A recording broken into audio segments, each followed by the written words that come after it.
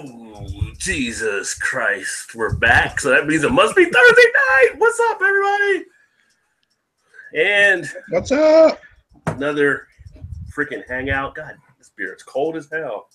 Good thing it's a juicy watermelon lime ale. Oh my. Still trying to work myself. We'll get into that later. It was worth 55 cents a bottle or 60 cents a bottle or whatever it's worth. Yeah, it was like 60 cents. Yeah, Joe knows the deal. It was a 12-pack for $6.99, but we don't have to worry about all that. It's refreshing. It has alcohol. But this one actually tastes Jay, it was a buy one, get six free. $6.99. I walked into the place and they just handed me a 12-pack and then they gave me $5 on top of it. I had to take it. You know, what are you going to do, right? You got to go and grab it. But of course, I am Rod J. Welcome back and appreciate everybody out there watching and really appreciate the support the last few shows. This is like our third episode of what I'm calling the Beer Flow. And looking at the stats, a lot of people have been watching and liking and stuff like that and commenting. So we definitely appreciate that. And of course, I'm going to call him my co-host, even though he doesn't have a channel, but he's always going to be here now for the most part. And that's my boy Average Joe out of Buffalo. Yes, hello. and the only way you get to see his full beard is by being here on the Beer Flow. So yeah, and that's on you for watching this. This is totally a disappointment all the time. And everywhere else you see him, it's just a logo. Yeah. And of course, I got my boy Todd. I got the two guys that don't have a channel that are actually getting a channel by just being on my channel. Is that what it is? We're right along. We're taking a third of your subscribers and your views. Coming, of course, out of Indiana. And we brought back a former, used to be a little bit more involved panelist. And then, I don't know, usually he's barbecuing or he's got like a honeydew list, or the kids are calling him, or whatever he's got going on. But my boy Dan, back from north of the border. Good evening, and damn, I don't know what the hell you guys do down south for this heat, but it's hot as hell up here. Oh, it's definitely been very hot.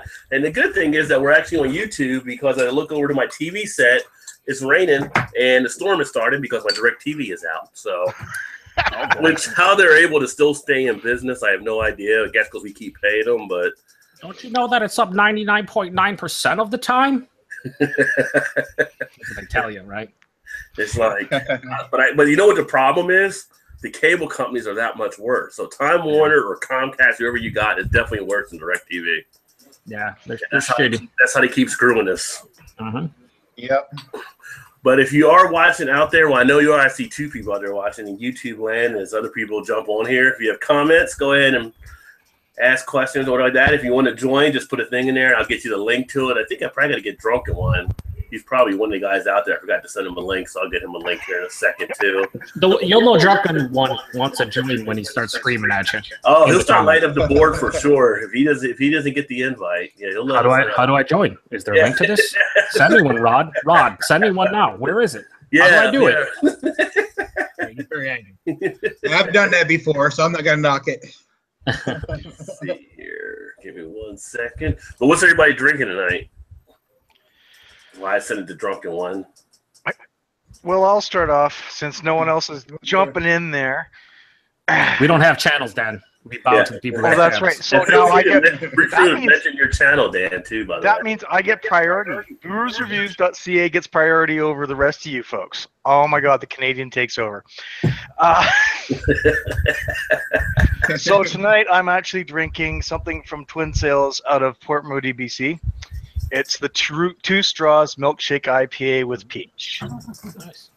And it's actually really damn good. I just finished a review on it, and it'll probably be out in about 2 months, knowing my backlog.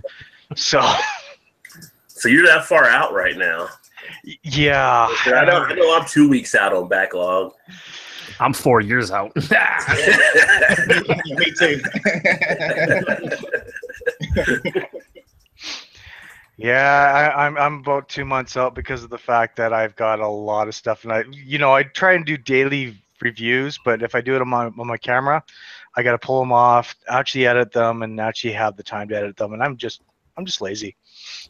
Well, that can happen to At anyone. least you're honest. Yeah, at least you're honest. Yeah, you've been lazy at giving me my rematch in NHL 17, by the way. Oh, by the way, I have the demo for 2018. I've got the beta for it too. That's got nothing to do with my rematch you owe me. Oh, don't worry, you'll get your. Hey, you know, if you're around Saturday, you'll get your damn rematch if you really want it. Oh, I want it. And I'm saying it live here on YouTube. I'm getting questions from other Canadian guys like, you let Dan beat you in NHL 17? Look, it was like one time. I believe I asked you. Won the second time, the third time, but yeah. Very disappointed in Rajay's effort. That's okay. I'll just whip his ass again just to make sure that I've got it right. But the buttons are configured funny on that one. Like switching players. I've been playing for so many years that it's just natural for me. But you got an extra finger probably. Rod, you can't make excuses. You can't make excuses yet, Rod. Rod, no excuses yet. Wait until you lose. Damn it! I want to raise the American flag against you. Anyway, Joe, what are you drinking? Double fisting, brothers. Double fisting hard. I got Dogfish Head, the new coconut IPA, the Lupa Luau IPA, which is brewed with coconut-centric lupulin. It says party. I think they meant powder. No, our coconut-centric lupulin party. They brew it with tropical trifecta of toasted coconut, experimental hops, and coconut water. And you know what? Fuck you, Dogfish Head. It's not enough coconut. It's not enough coconut. And then I'm drinking from Grim Artisanal Ales. They're Boysen Raspberry Pop. It's a dessert Berliner Weiss style ale brewed with boysenberries, raspberries, vanilla, and milk sugar. And it's fucking fantastic.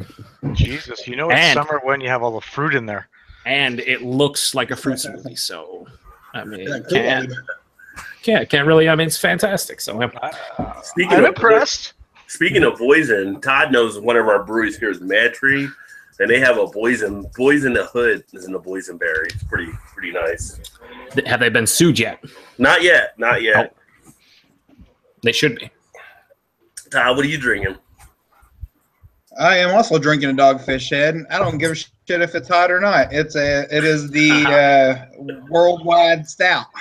Oh my lord, that's just a nice 18% quaffable beer. It's gonna be one of those shows, huh? it might be. They're coming out with the oak aged vanilla one, I think, in the next month or two. I'm looking forward to that one, just because. I just saw. I've had it in the fridge for a little while, and I just saw it. So I thought, what the hell? Why not? Is that 2017 or 16? 17.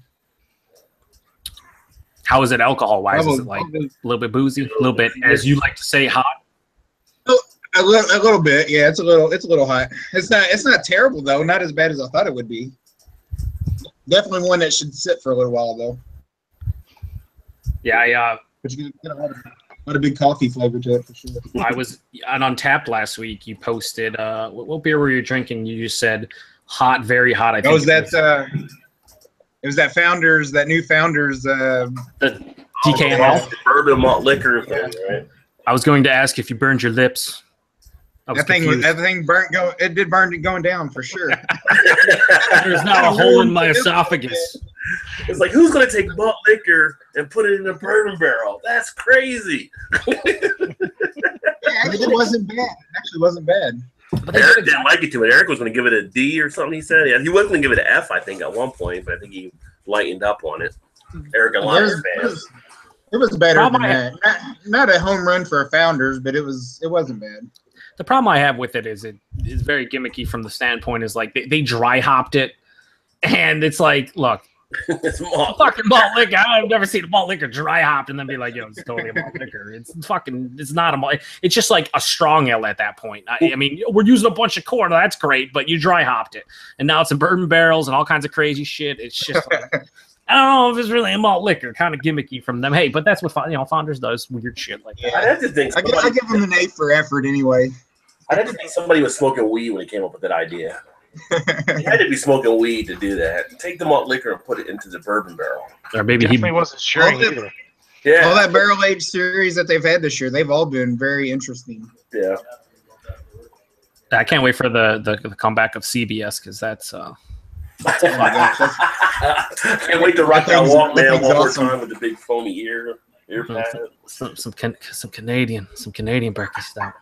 I got lucky to have some of that last year at a beer festival, and I stood in line. I got back in line about 4 times. Yeah, I did. When they brought it back a couple of years ago, I went to tasting here, and I did the exact same thing. You had one tasting, and then for some reason they didn't sell out, and they're like, "Does anybody want an extra pour for $5?" I'm like, "Don't mind if I do." And then I had another one, and I'm like, "Yeah." So I basically had a whole bottle. I was excited, and I never saw it since then. And then when I heard they're bringing it back, I'm like, "Yeah, I hope it's as good as I had it." 'Cause it was that's great. And what's happening to In the Basement and Craig at Kent Beer Reviews both watching as well. So welcome. And, Joe sent me a thing. He said, hope you got an interesting topic tonight. So we've had some pretty interesting topics over the last few weeks. But I didn't know what I was going to talk about tonight. And then I was in a beer group that I moderate here in Cincinnati. And there's a competitive group here. And they started pretty much ripping on the other group because they had a collaboration with one of their breweries, and apparently some people from the other group had kicked out. And it's just like the whole beer Facebook groups, all these people just bitching about shit all the time, always complaining about the other groups, and not even just here, but like over in the UK, some UK guys see it on their stuff, and it's just like that's why I call it put a cork in it. Like nobody wants to hear your griping and your whining. Like if you don't like what other people are drinking, who really cares? Why are you so jealous? Why are you hating so much? So.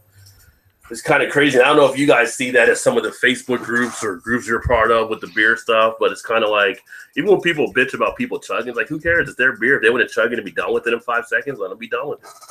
If they want to take down the malt liquor in 5 seconds, then sure, by all means. Yeah. One of those things, like, honestly, everyone has their own channel, their own style, their own unique way of doing things so that they're not all meshed the same way. Right. And yeah, I don't know why the fighting is all about. I mean, there's other things that people fight about, yes, but God, I mean, we all drink beer. Get the fuck over it. Yeah. Can't we all just get along? It's about 25 years too late. For reference, if anybody sends me an invite to a Facebook group, I will do absolutely nothing about it, but not be happy about it. I will not tolerate that. No, it's one of those things where I don't know. Maybe people just realize other people have different tastes. Maybe. I mean, that's in life. That's how it works. Here's the thing: when it comes to the craft beer community, let me strike that. Not craft beer. When it comes to the beer community, because there's a lot of people, whether they're malt liquor drinkers or adjunct lager drinkers or craft beer drinkers. They have this. There's a lot of people that have this I don't know mindset where it's like they need to be upset or they need to be nosy about it or they need to have an opinion about what other people are enjoying and what they're not enjoying. And at the end of the day, it doesn't matter at all because it shouldn't affect your enjoyment of whatever you're doing at all. To build up all this hate and anger over somebody liking any kind of style of beer is just stupid. Should take those efforts and maybe get angry about something that matters in this world. But you do see it more and more often. I mean, you see it in any hobby where people, it doesn't matter what your hobby is. You see people debate movies until the end of time. Like, I can't believe you like that movie. It's fucking garbage. Oh, I can't believe you hate this movie. It's amazing. Doesn't matter? No, because everyone has different tastes. Doesn't matter what it is. But these Facebook groups open it up for people to have an opinion. So do YouTube channels and Untapped fucking, if you can friend 100 people on Untapped and there's people that will comment, oh, I can't believe you liked that. I thought it was shit. Because you have a palate that thought it was shit. And I have a palate that enjoyed it. It's one of those things where it doesn't matter. It's an alcoholic beverage that you either enjoy or you don't. And that's all it is. Yes, we're in a small group where we talk about it more and we dissect it more. But aside from that, it shouldn't matter what another person enjoys or doesn't enjoy. It's how life works. Right. I mean, that's the variety of options that you have, right? So people are going to like certain things for certain things and some aren't. The point that it gets crazy is when people start getting all personal about it, start attacking each other. It's like, really, you're going to get personal with someone just over a beer. It just makes no sense whatsoever. And not always just on Facebook. Even if you're like on Beer Advocate or one of Rate Beer, sometimes on comments you'll see people arguing or disagreeing and stuff sometimes. It's one of those things too where if you do have a disagreement about whatever you're like, let's say let's say hello, drunken one. Let's say I'm drinking this Lupa Luau coconut IPA, and we have a certain individual here that joins us from time to time, Eric Alliance fan, who doesn't like coconut. Is he gonna like this beer? I'd have to guess probably not. I like it. Who's right? Who's wrong? Well, I am because I have a stupid palate. But aside from that, we're both right and we're both wrong. If he doesn't like coconut and I love it, that's it. End of discussion. You can sit there and talk about it, but I don't like coconut. This beer has a bunch of coconut flavor in it. Okay, he's not going to like it. Why get angry? I can't be like, Eric, how do you not like coconut? Because I don't like it. Well, what is that? It doesn't mean anything. But so many people get angry about it, and it's like, I don't know how you can be angry over someone's palate. It's not even like it's not like they did anything with it. They just, a lot of people are born and don't like certain things. Their taste buds say, I don't like this. Yes, you can train your palate and you can do all that stuff, but some people don't here's the thing, some people don't care enough to do that. Some people aren't going to go, I fucking hate coconut, so every day I'm going to eat a coconut, and then I'm going to eat toasted coconut, I'm going to drink coconut water, I'm just going to coconut. No one cares enough.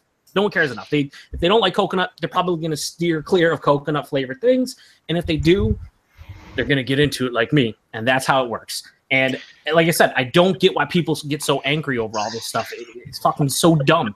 And a lot of these conversations pop up like from time to time. It's just like, that's why the Facebook groups and stuff, people argue, and it's like a dumb meets dumber. It doesn't make any sense. Now I'm all upset. It's almost getting into it's almost falling into the realm of politics. Almost, it seems like people are just like arguing just to argue. You know, it's just like it's beer. Just drink it and drink what you like. It's true. I mean, okay, they're arguing just to argue. What I love to see, here's a great example, is how many people that argue this shit have kids. How many people sit there and say, okay, I've sat down and tried to make my kids like blueberry, for example. And they fucking hate blueberries, but I love blueberries. Yet all of a sudden they're mixing blueberries with ketchup, and you're like, ew, what the hell? Like, I like it like this.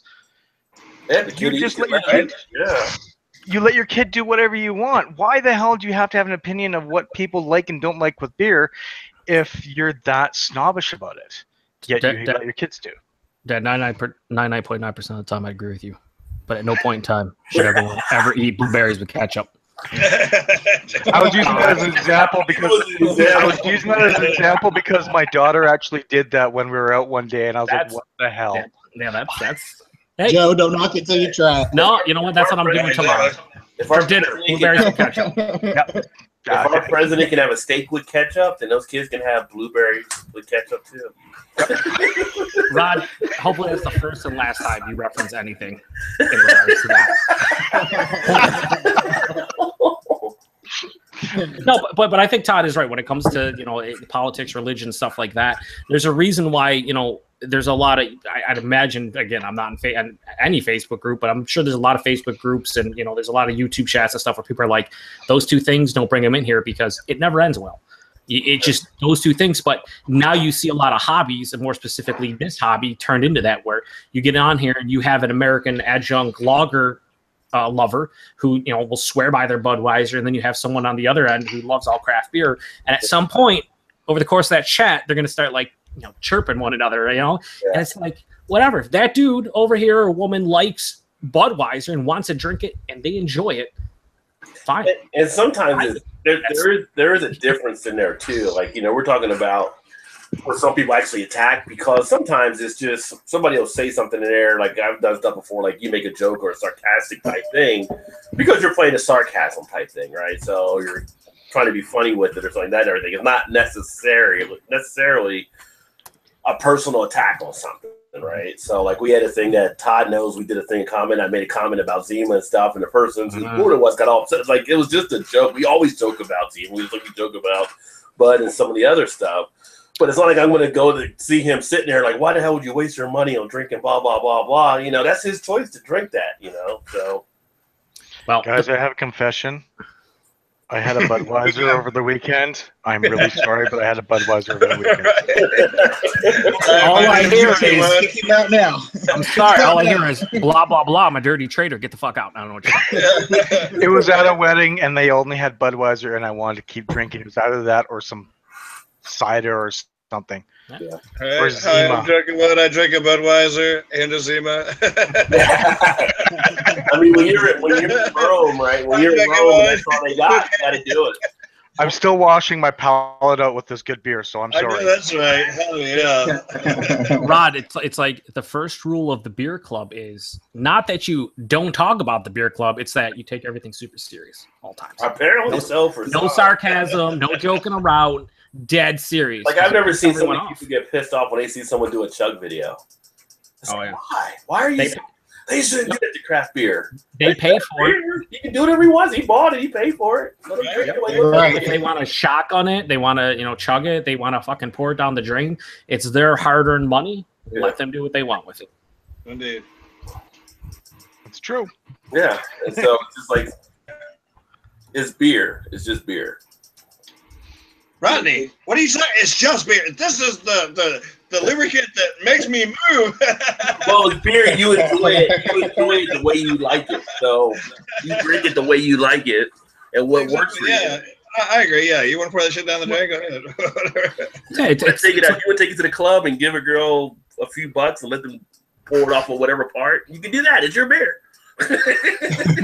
Do whatever you want to do with it. That's what I forgot to do. Sorry, guys. I gotta go to the club now. Yeah, right. That's better. That's Gotta a give better me some option than signals. pouring it down the drain. Rod is It's like pouring it down the drain, isn't it? Rod is trying to beat Paul to the punch by derailing his own show about 15 minutes into it. Oh, wait, sorry. It's been a half an hour. It gets the feeling that Rod's done that before. No. Rod is a stand-up individual. At no time would he ever do that. Ever. Not at all. He never, ever. I've got a stag that I gotta plan. Do it at Todd's house. Not at all. I'm just using it like Dan said as an example. That was quite the example. That blew my blueberries and ketchup out of the water. I don't know. That's still, Yes, it pretty, did. that's still pretty gross.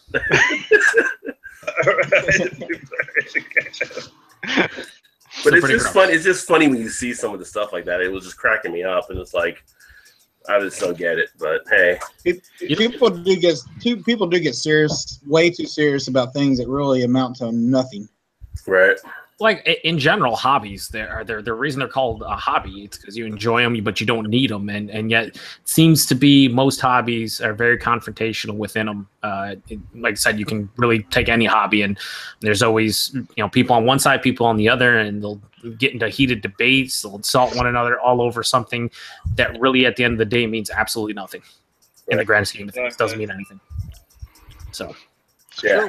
In the end, it becomes kind of a waste of even an argument, even deal with it. Anyway, but yeah, that was just something I was thinking about this week. But it's before funny. we segue, I want to point one other thing. The blueberries with the ketchup. I'm still stuck on the blueberries and ketchup thing. Oh, okay. Now- Catch up. Here's the question I have for you: is how did she consume said blueberries and ketchup? Because if you had strawberries, you dip them in. You have cherries, you could dunk them in. Blueberries, you got a fork going on. You mix them around with the ketchup, eating them off a fork, eating them off a spoon, or you just like hand. They're blueberries are small, so it's like you got. I don't. All right. Let It's a me valid give question. you a little background here. It was actually when she was younger, and she was still having. It was more of blueberry jam and ketchup. If you really want to go down that path. I didn't, but now you did. So we're there. Well, you asked. Worse. You just made it worse. You made the grand. Listen, Dad. You made the grand illusion that these were the best fresh picked blueberries ever, and that they were mixed with the highest of all high ketchups. Was this a pregnancy craving, or what was it? This is a 2-year-old child showing us that she this can. was after. I'm sorry. Yeah. I got in late. I'm sorry. I'm tardy, guys. This is 2 years after the pregnancy delivery. Yeah. What was she eating to make that child want that? What was she eating during pregnancy? You know, Blueberries it's my and ranch. ex-wife. It's my ex-wife. She Blueberries and isn't ketchup. eating anything.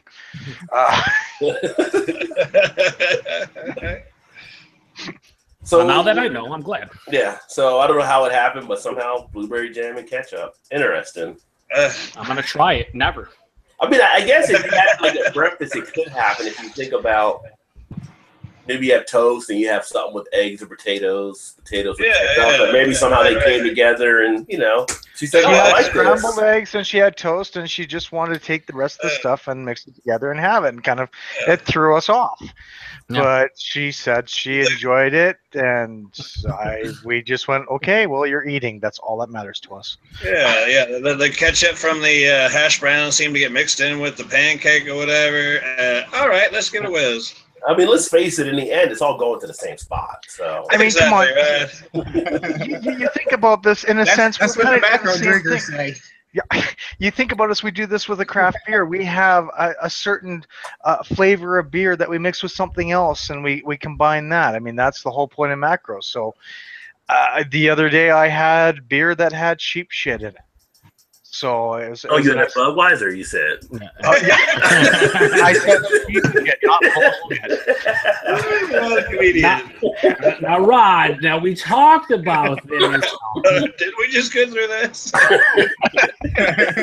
Couldn't just leave it alone, could we? It was an Icelandic beer, if you really must know, and yeah, the review will be out soon. But speaking of mixing craft beers, have you guys ever went to one of the bars? And I forgot what it's called. Some bars won't do it because they don't know. I don't know how they know how to do it. Or they know how to ring it up, whatever. But you mix the craft beers together. So yeah. You ever done that before?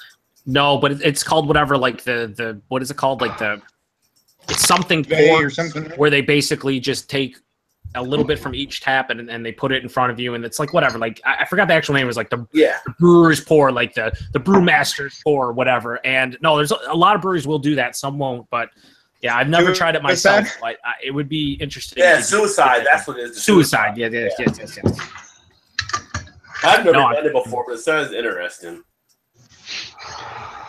That would be weird. I probably have to be drunk to do it, but. Well, What's up, Aaron? What up, bitches? On the way home. What are you drinking? Some Bad Brewing Company. Local brewery here in Michigan. Already. You're still drinking that same growler? Yeah. So how long have you had that flat? growler now?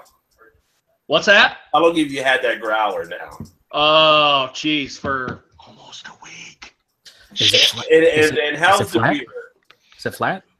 I'm sure it is. It's a brown ale. Is it a That brown looks like ale? a nice rum and coke. Well, see how it tastes. I'm just curious. That's what you had last week on the show, wasn't it? Yep. Is it still good? Yeah, it's still good. Yeah. You had it a week. So if we're always people think you have to drink it at 24 hours, not necessarily the case. But is the carbonation very like? Well, yeah, a lot of the non-existent? carbonation's gone now, but Yeah, it's still good to me. But if you had it like 2 or 3 days later, you probably would have been all right. I mean, you're out a week now. Yeah, but it's still good. I mean, it's the brown ale. I'm getting a lot of the nuttiness from it and some coffee in there. It's still good. Yeah, so you still get nuts. No, Not Joe's nuts. Not Joe's nuts. Okay. maybe in the future, Eric. Joe's drinking coconut. I'm lucky. Just for you. He's got. Well, what were you gonna say, Joe? I'm sorry, I didn't mean to interrupt you. No. That's hey. You got to interrupt when there's jokes to be made. Joe was defending his nuts. Yeah, never, ever. No, I was gonna say that's the thing. A lot of people with the growlers and stuff. Yeah, ideally you want to, as soon as you open it, you drink it within 24 to 48 hours. 24. But typically the beer, even though it gets oxidized, it doesn't usually go like bad because beer really doesn't go bad. The problem is the carbonation. Right. It's gone. So people don't like drinking flat beer. But if you can get over there's like 3% carbonation left, you can make do with it. I mean, all the flavors are still there in this, and you got a little bit of carbonation still, though, right? Now this beer here that I'm drinking they don't distribute at all, so you have to go to the brewery to drink the beer. So, I don't know if you guys have heard of Bad Brewing. I'm sure no one other than anybody else in Michigan's probably heard of them, other than I like that label though on the growler. It'd be kind of cool if it glows in the dark. Yeah. Seems as though they're going with the definition of bad as being like badass or awesome and not terrible.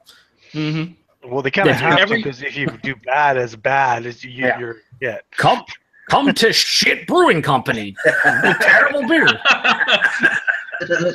I mean, 24 hours. Every beer that I've had from there has been pretty good. I mean, there hasn't been a bad one.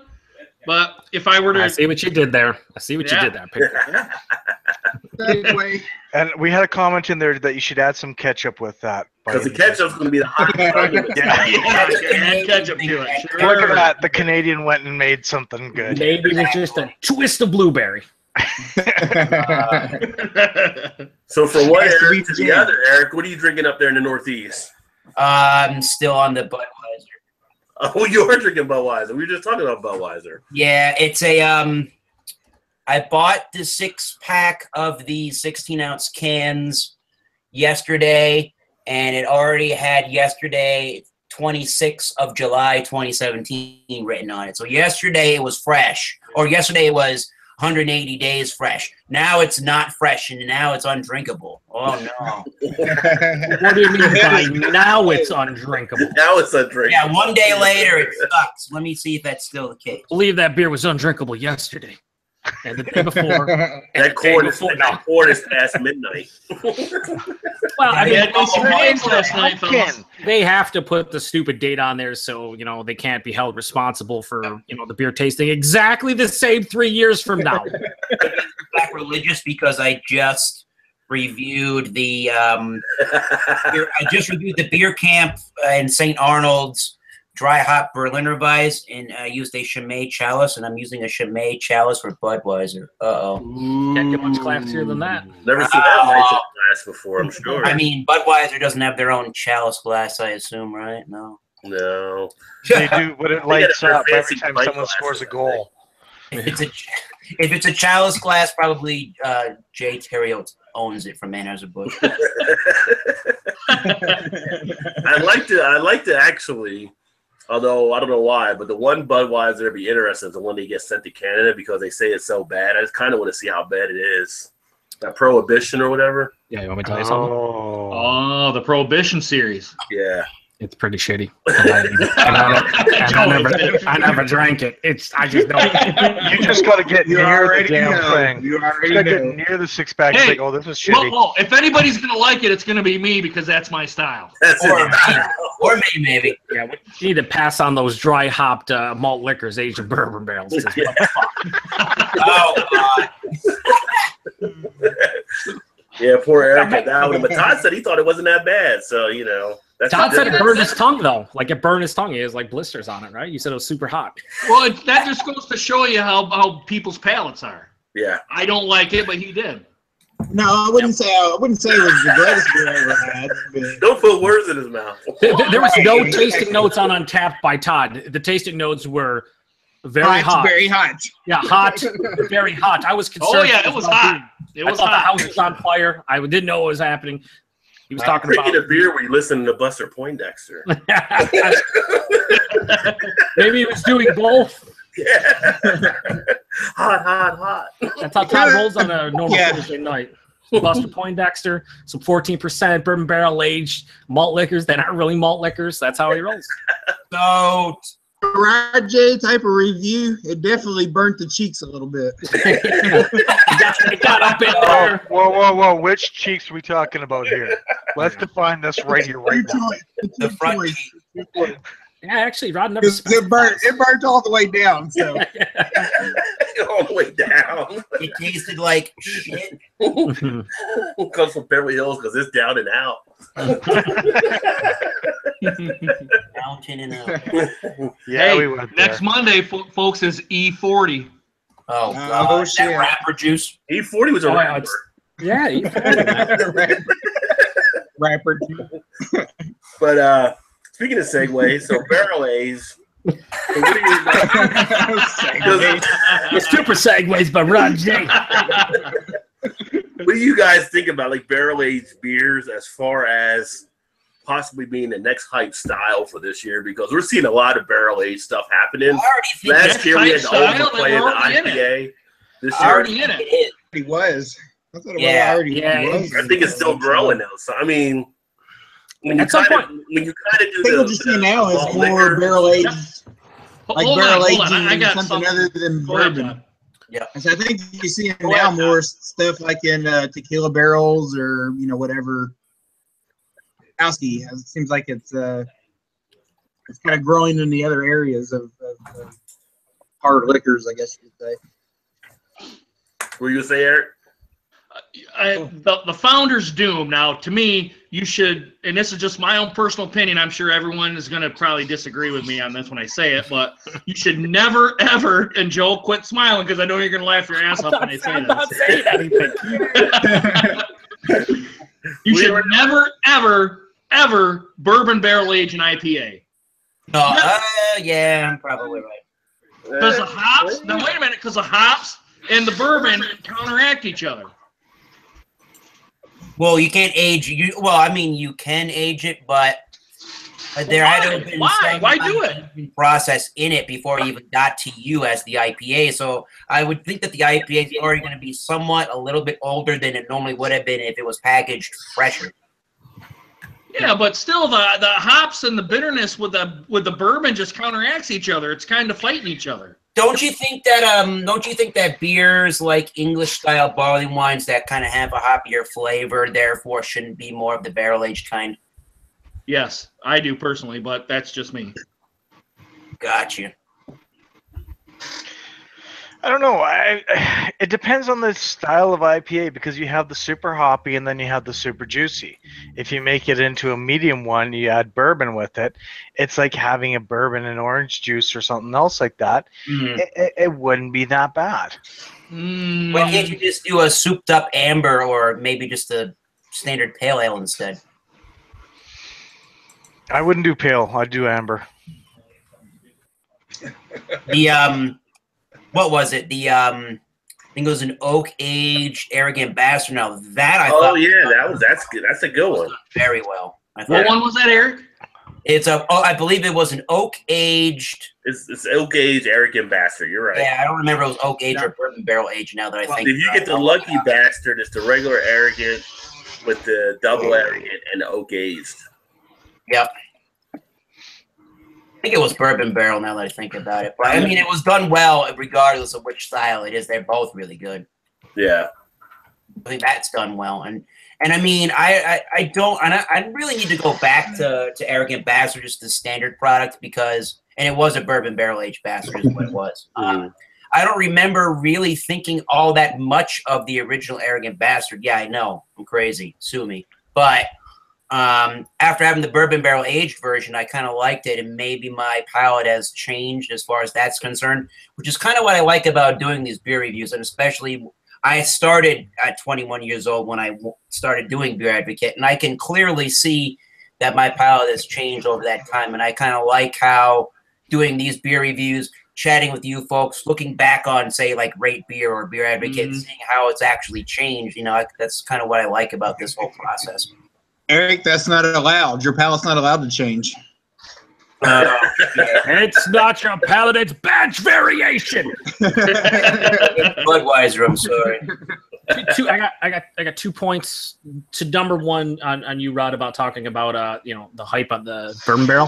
Mm-hmm. I honestly think it was hyped about 2013-14. That's when it just like everyone was like, yo, there's KBS and Bourbon Kyle's. Fucking just dump everything in the barrels and see what happens. You got a lot of shitty beers. You got a lot of great beers.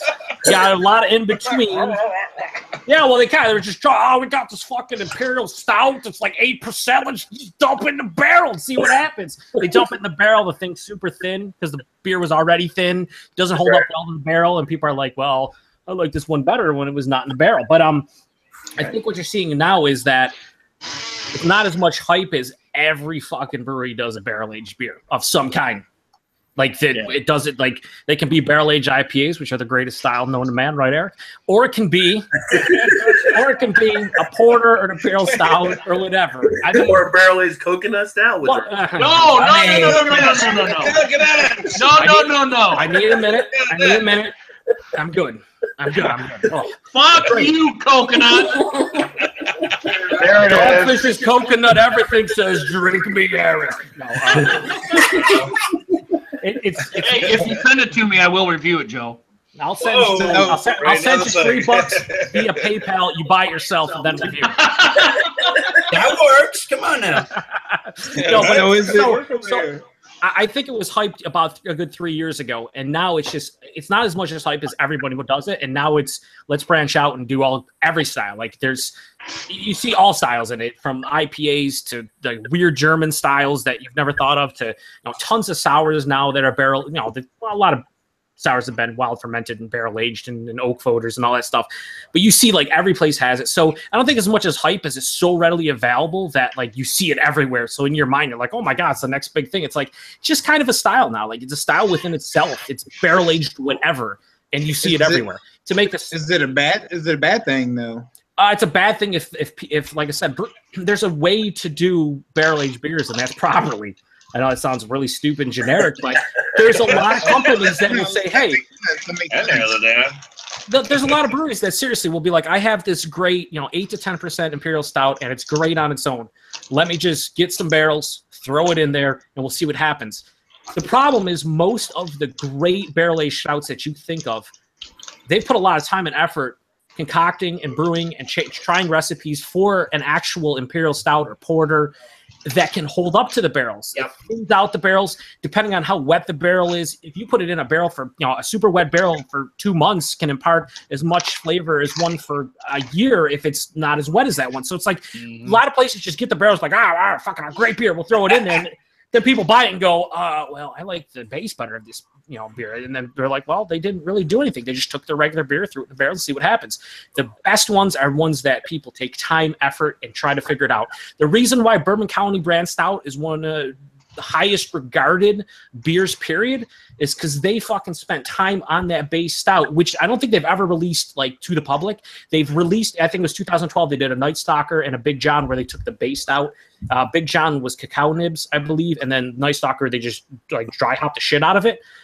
But you still never have tried the base out. And from what I've heard, people who've had it, at the brewery, or I think they've had it on tap before, or even people that have had it, they're like, it's not really a great stout. But once you put it into those barrels for a year and do everything they do properly, it's fucking amazing. A lot of places don't do that. Just take whatever their good beer is, throw it in a barrel, hope for the best. Barrel aging isn't just easy. Just like brewing beer isn't easy. So you have to, time and effort. There has to be love thrown in there to come up with a good product. So many breweries don't. Just like a lot of breweries don't brew good beer. We have 6,000 beers in America? How many of them are fucking really good? I wouldn't say 6,000 of them. I'm sure there's a lot of shitty ones all over.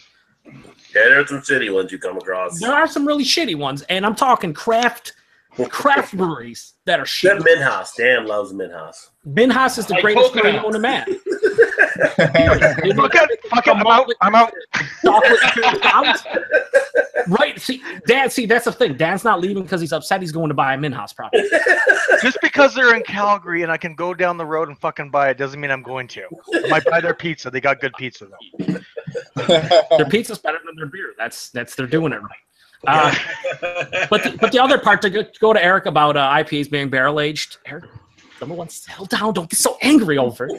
I don't actually disagree with you from a sense that I don't really like barrel aged IPAs at all. I don't get the allure to them personally because I do think a lot of the characters just don't mesh well for me. It's like a disjointed mess most of the time. I've had a bunch of them, not for me. But then you get a guy like our friend Paul from PA Brew News, or Lance Lush would call him Paul from PA Beer Review News. Oh, no. I believe it's PA Beer Review News. That's his new name. He loved the original Doom that came out a couple years ago. I remember when he first had it, he's like, oh, it's like kind of like Dan was saying. It's orange juice. Like, you got orange juice, then you got bourbon. He was like, it's a fucking experience. And then you drink this year's version. He's like, kind of a muddled mess. Like, it's not as good as it was. He did say that when we were at the where was it? When we were beer shopping, he did say that. He said last year's and the year before version he said was outstanding, but this year was just not as good. And I truly believe there probably is. What's that? What'd you say? Things have changed. Never. No. Batch variation. No, it's one of those things where somebody came in from quality control. You don't really need that stuff in there, do you? You would cut that down on your budget a little bit. More hops, juicy hops, just make it better. It's one of those things where got these hops from Minhaus. Here you go. Yeah, man. That is a lose-lose situation for everybody. but to go back to the point about that, it's like you will probably come across at some point in your life, and Eric, you might want to jump through the screen and just repeatedly punch me in my genitals, and that's cool. I'm fine with that. Please be gentle. But there might be a time. At least tug it 3 times. I was down with that. I thought you were gonna like. That's gay or anything. I'm just saying. Here we go. It doesn't have to be in a Google Hangout. Privately. No, Be real. you might come across a barrel age IPA that you actually, at the very least, will tolerate. I don't think they shouldn't make them, but there should be more thought and effort put into it. I think Founders probably did, and it just didn't resonate with you. But I think any style can technically be barrel aged. The problem is just like I said, if they're correct, if they're well made. If someone said amber earlier, like pale ale, it's like, how many pale ales or amber ales do you know would like be cool sitting in a barrel for 6 months? Not many. One. Yeah. Which one? Rochester. What is it? The Rochester Hills Brewing Company. They make one. It's Rochester Hills. They set it in for 6 months, and it's just like pouring me like bourbon and saying, "Here, Eric, try this," and it's just nothing but bourbon. So there you go. I mean, it can be done, but the styles obviously are more conducive to putting in bourbon barrels than others. But that's not going to stop brewers from trying. All kinds of crazy shit. But yeah, I wouldn't say never put them in the IPA, but you don't see a lot of barrel aged IPAs to begin with. You really don't. I mean, even if you don't like them, it's not like I roll around. I'm like, I could buy 73 bourbon barrel aged IPAs today. You might get 2. I think we have go ahead. There's a brewery here in Indiana called Flat 12 that makes an IPA called the Half Cycle, which is very good. I've heard of that. They also do a tequila Half Cycle, which is fantastic. It's a combination of the tequila and the hop flavor. It just melds. So the tequila is an IPA. I don't think I've ever really had a tequila aged beer. It is amazing. I will hands down tell you this right now. We had a collaboration up here that had hands down. No, I was saying bring it down a level, Dad. Bring it down a level. But hands down works too. Come on. We had a collaboration here where it was a tequila barrel aged beer that was pretty much had lemon, honey, lime, and it was an intense beer. I could see that with an IPA though. If you did a tequila barreled IPA, it actually tastes really good. I think it's actually I actually prefer it over the actual regular IPA. It's actually really good. It's hard to explain, but the flavoring actually works together. I don't know what it is, but it actually works. Have you guys seen my the review to the 1776? Yeah, the James E. Pepper. Yeah, that was actually real good, and that was rye. What was it? Rye whiskey aged. That was really good, and it was a brown ale, Imperial Brown Ale. That was really, really good. Yeah, there's. I mean, that's the thing now is I think. Again, I don't want to say hype. I think that's the wrong word. Not you're using, Rod, but I'm just saying in general, it's not hype.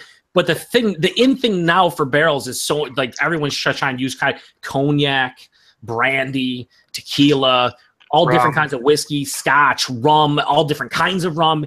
They're just going wine barrels, all red wine, white wine. It's like no barrels off limits. And I know a lot of the wine drinkers and a lot of the spirit drinkers are upset because the barrels are just getting fucking destroyed, like it's going everywhere beer wise, right? So and it's one of those things where we're the winners because we get to try them all, but at the end of the day we're also losers because a lot of them are shitty.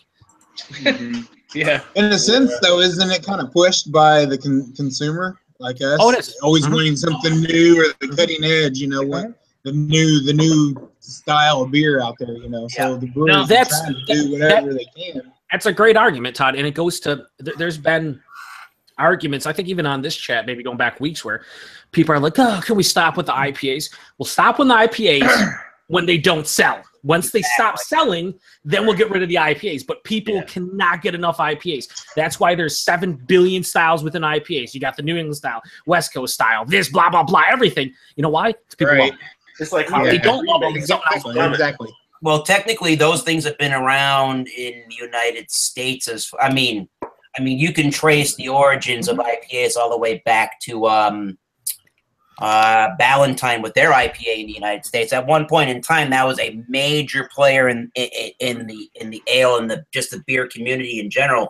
You know, something like toe to toe to Budweiser, but obviously they didn't quite do, you know, the kind of sales back in those days. But you can trace IPAs way back to the 1800s as being a part of the beer community. So just because something like maybe Budweiser has been, you know, obviously on the top of the beer scene, that doesn't mean that IPAs or anything like that is going to die anytime soon. And to go back to the bourbon barrel stuff for a little minute, I think with any of these fads, what's going to happen is people are really excited when they try a couple of breweries that are doing something really unique for the first time, or probably, let's go to the IPA. It's the first time anybody had Heady Topper. I think a lot of people's minds were kind of blown on that kind of a beer and what IPAs can really be. And I think enough people over time kind of caught up to that. And I think there are a lot of comparable beers now, but I think there are going to be a lot of breweries at a certain point that are just brewing either identical beers or maybe even subpar versions of those kind of beers, to the point where I think that the fad is going to kind of kill itself, where there are so many shitty versions that can't keep up with the originals anymore. Yeah. I mean, you're getting some parity out there with some of the IPAs for sure. Well, and I would argue one thing. I'm not really arguing. But you said fad twice, Eric. And here's the thing: I'd argue that like IPA, they're not a fad. And a lot of people like a lot of people get upset about IPAs and bourbon barrel aging. They always say it's a fad, it's a fad, it's a fad. I heard that craft beer was a fad 15 years ago. Still here, stronger than ever. I heard IPAs were a fad 10 years ago. It's the most dominant style. That's a good point. Beer. That's a good point in bringing out that word fad. I think when we say fad, we see maybe like, I don't know, outside of the beer world, people are doing those fidget spinning things. No. Now I feel like that's a fad where that is a true definition of the word fad. You see everybody going towards it and doing it, and you know in the back of your mind, you just know at some point it's going to die. That's the very definition of a fad to me. You know there's an expiration date. You don't know when the expiration date is, but you know it's going to die out. The true definition of the word. They brought back that fad, baby. Like the true definition of the word fad is, I don't know, I'll paraphrase, it's like slowly disappearing and growing whatever, like growing older, or like people wanting it to disappear. And it's like people, when they use that with the IPAs and they use it with the barrel aged beers, like if anything, it's stronger than it's ever been. And even, you know, Rod just talked about fucking literally 15 minutes ago, because it's been a long topic. He talked 15 minutes ago, because I talk a lot. He talked 15 minutes ago about, you know, the hype of barrel-aged beers, and the hype was there even 3-4 years ago. So if it's still getting hype, or people perceive hype, it's not a fad. It's still going fucking super strong. Yeah. And I think we're seeing more and more of it each year, though. Yeah. Well, I mean, there's one fad that started me going on like craft beer. This one right here. Pizza beer. Oh, that's what we were just talking about in the comments. Yeah, exactly. Like I was showing now I'm showing the guys in the comments as well. I mean, that right there is what got me started. That I designated as a fad because you can't find it anymore. Yeah. For good reason, Dan. What's that? So for good reason, you can't find it anymore. It's a pizza beer, goddammit, it's good. We're gonna put a little bit of basil and oregano. What did it taste like? I did. It actually tasted it actually tasted like basil and oregano. Actually, it was good cooking with spaghetti with it. Yeah. Oh, I bet. Wow, okay. Yeah. There you go. Now, Drunken, I know you're a home brewer and all that. Have you looked into actually any kind of barrels to age your beers in by chance? I have not. Some of the guys and around the community, they do that. I wouldn't even know where to look for them. I have interest in it, maybe. A lot of times you can get it from breweries. Like our brewery here, one of them, they were selling their Woodford traits after they got done with them, and people were picking them up like $100 a barrel. Well, you're in a prime area for that, though. Rod, so your opinion doesn't matter. Let it like fall over and bump into a brewery. You're right. Yeah. Well, I was just wondering, really, if he's even looked into it to see what the prices were. No, I haven't a bit, but you know, I would have interest in my only style that I'd ever run through a barrel is I love me a stout. Matter of fact, that's what I'm drinking tonight. I would do a stout in a bourbon barrel as a wine barrel. Maybe not. I don't know. That's good. There's some good wine barrel aged beers, preferably red. Barrel too. I have a local brewery to me. It's called Blue Hills Brewery. It's in Canton, Massachusetts. There's a Blue Hills Reservation in our area. It's a camping, or not camping, it's a hiking trail area, and it has an observatory, and it has a weather station up there. But at the Blue Hills Brewery, I was talking to the brewer a little while ago, and I had one of their bottles, and I tried one of their it was a bourbon barrel aged barley wine that they did, and they also used the same barrels for a stout. And they bought it, and they're a smaller brewery, not a huge brewery, but they bought these barrels from Knob Creek, and they were looking to just get one barrel from Knob Creek. And if I remember correctly, from the brewmaster, his name is Anders. If I remember correctly, he was talking about they didn't want to just sell him one of the barrels; they wanted to sell him 5 of them, and I think they were about $100 each for these Knob Creek barrels. So that's the same price that we had here. Yeah, but people could buy them individually from our brewery. Is that about the going price, or is that good, or is that bad? I feel like that's the going price. I don't feel like they got stiffed in that. It depends on the barrel, probably. Like 100 years, they got a good deal up there. I've seen a bigger brewery. I've seen Great Lakes Brewery in Cleveland. They're always selling theirs. I always see it on Facebook. Like, yeah, we got freshly used blah blah blah. And a lot of people are like, oh, I'll come. You have to come to wherever they have them stocked to pick them up, but they sell them. I do like some of the beers that are done in the wine barrels, though. Especially like a saison. Those are really coming out nice. So is that something you could use again and again, or I mean, eventually the flavor is going to come out of them? You get multiple uses out of them, but it's one of those things. Yeah, it's going to fade every time you do it. So you start out probably with something you want, to impart a lot of flavor, and then the second time a little bit, and then probably the last time, just slight characteristics. Sure. Okay, that makes sense. I was just wondering if you had even looked into that. Oh, I haven't. No, I haven't. That sounds interesting, though. I really don't have enough space for it, to be very honest. Do you make big enough batches to put it in a bourbon barrel or any kind of barrel? Well, I make 10-gallon batches, like one at a time. But a barrel is what, 30 gallons, isn't it? Is it 30? Are they? Okay, I'm asking. I guess I'm asking the group. Are they 30, 50? Oh, I don't know how big they are. I just know how much they were selling them for. I didn't get it. Yeah. It's not like 50 gallons. It's not that big. But yeah, I want to say they're closer to like a 30-gallon, which is pretty darn big. It's like you think of a normal larger keg is 15 gallons. So I posted a link. I posted a link to a website here on the chat. It's called RockyMountainBarrelCompany.com. Okay. You can buy whiskey barrels, wine barrels, rum barrels, and they have the large sizes. They have the small sizes. You can buy parts. You can buy custom furniture made out of these barrels. You can buy the bourbon barrel steak. They have local sales specials, and it's that's all they do. That's all they do is specialize in providing these used barrels to the marketplace. That's all they do. Rum.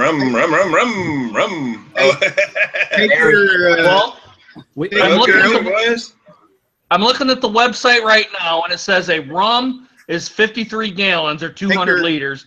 Bourbon whiskey is 53. Red wine is 59. White wine 59. Oh, wow, totally wrong. Chuck, when you better get brewing, like right now, buddy. Yeah, buddy, I guess. They don't provide the barrels filled, by the way. No. Right. Oh, right. That would be awesome. Actually, wow. I've seen it at Costco. They sell barrels of Jack Daniels. You can actually get a barrel of full Jack Daniels at Costco. Yeah, for $3,000. Pretty much. I don't know why they advertise it. I don't know. I'm just guessing. Right? What I'm saying. Yep. Are these shipped right to your door, Eric, or what? Or do you know anything about it? It says here, if I click on one of them, it said something like, I can't remember where I saw it. It said something about 4 to 6 weeks delivery. Seems like it's right to your door. It's going to take me that long to brew that much beer. Yes, it will. Please allow 4 to 6 weeks for your orders to be produced. Orders over 6 barrels will be closer to 8 weeks.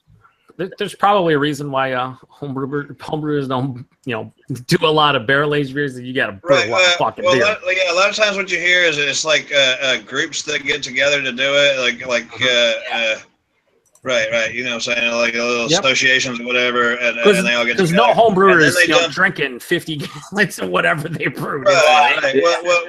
What I've been seeing is everybody kind of makes up their own brew, and then they get with the other teammates and approves of it to go into the barrel.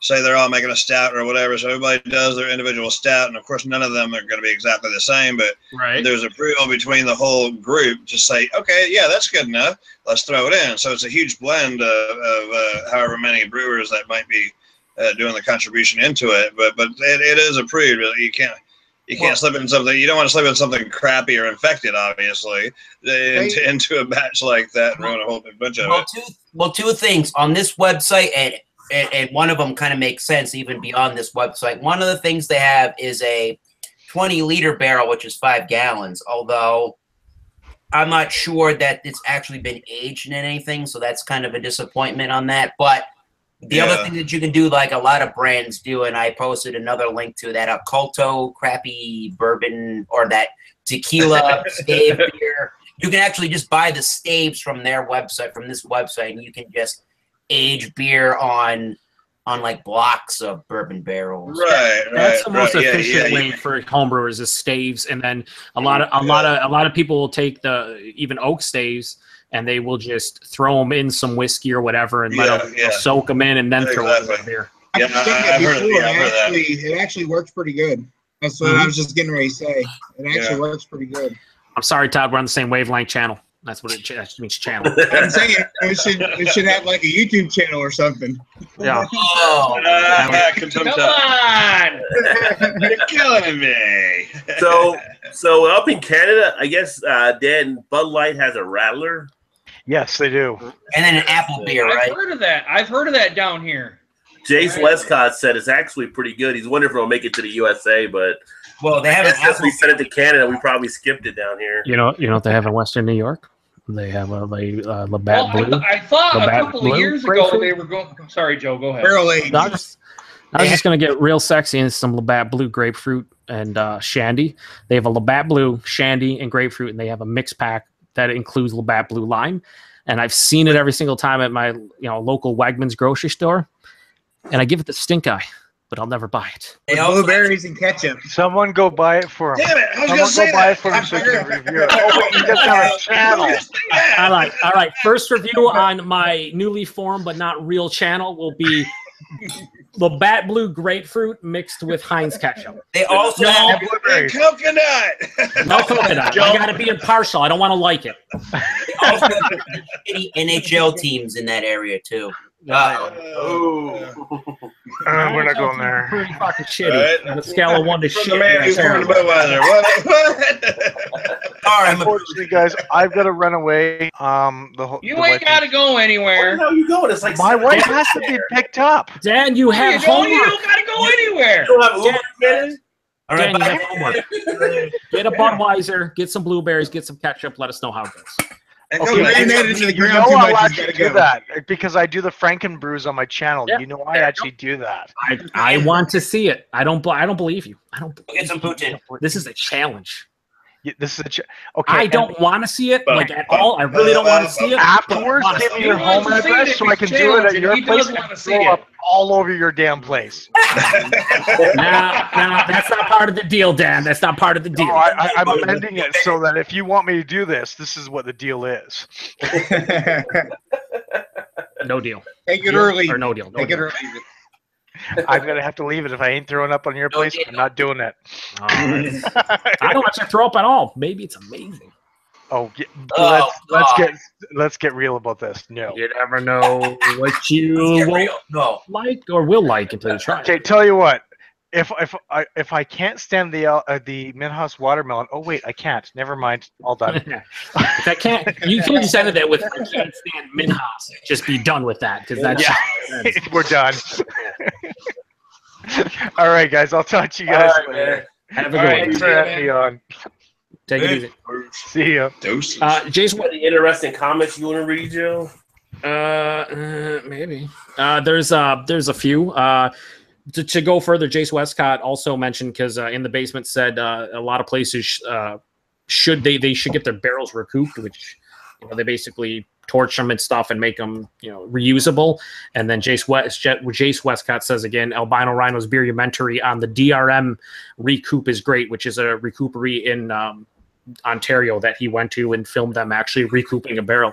It's quite interesting. I learned a lot watching it. It was very interesting. So I don't think there's that many places that do that in North America. At least I don't know of any really. Then again, I don't research it, but it seems to be very rare nowadays. But yeah, I think, I don't know, with barrels, it's one of those things where there's just so many people are, fucking reusing them. So many distilleries are giving them out after they reuse them, and it's like you have to wonder when they're going to start running out, if they're going to run out, where all the oak trees going to be laid for the betterment of beer. You can also use there for a second. We're concerned of the tree. Yeah. Don't forget the oak trees. They're innocent. Now, it's great that they recoup them. It's good that we're reusing them whatsoever. Whether they become furniture or they hold brew again or whatever, it's part of that recycling thing. And man, I sure dig it. I would love to have a few barrels. I don't know about $100 a piece, but yeah, I'd like to have a few barrels, even if they were like worn out in the sense where they didn't have any flavor left in them. Yeah, I've got some old wood that was actually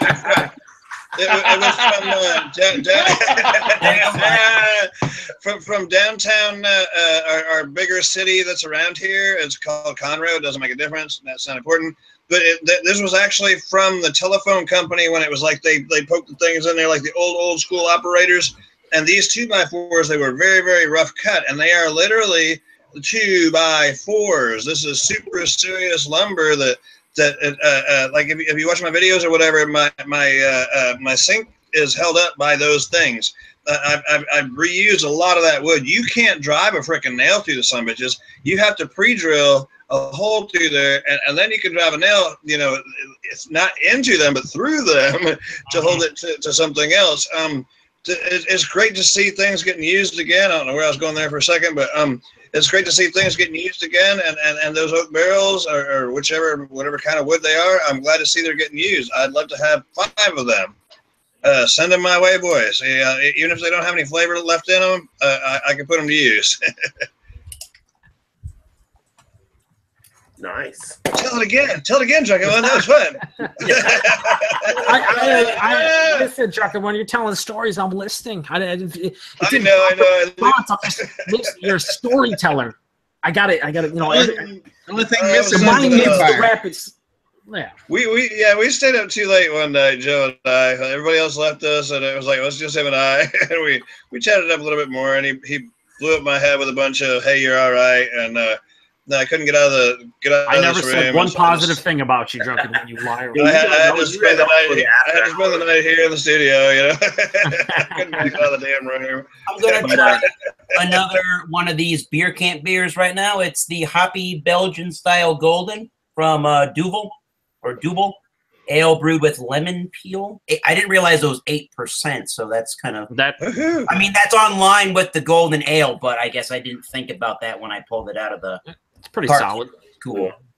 Oh yeah, substantial. Yeah, I mean, it looks the part of Duvel. I mean, I'm not really using the exact glass because I'm still using that damn Chimay one, but it'll do the job. It's actually creating more of a head than I would expect in that glass, so that's kind of cool. Normally, I don't see a head in that glass. It's more representative to use a Duvel. Well, more of the tulip style, sure. Let's be fair. The last beer you drank out of that was Budweiser, right? Just to clarify. Exactly. Except for the head, it actually looks almost identical, to be quite honest. You need to take that back. That leads me to a question for everybody. A question about head? Oh, Rajay's the expert on that, right? Wow. Do you guys like... does everybody like get over, get pennies in a wad over the type of beer glass, or what type of beer glass you use for? I just sent it to him. I usually don't get my pennies much, but I like the right beer. I'm sorry. I apologize. The experience. Get over the. You said what about Todd about the glass? Like, does it really make a difference for what type of glass you're using with the style of beer that you're drinking? Todd, you see this IPA glass? Do you see this thing? It's branded by Dogfish Head. It's used for two things: beer, not IPA, just fucking beer, and it's a butt plug.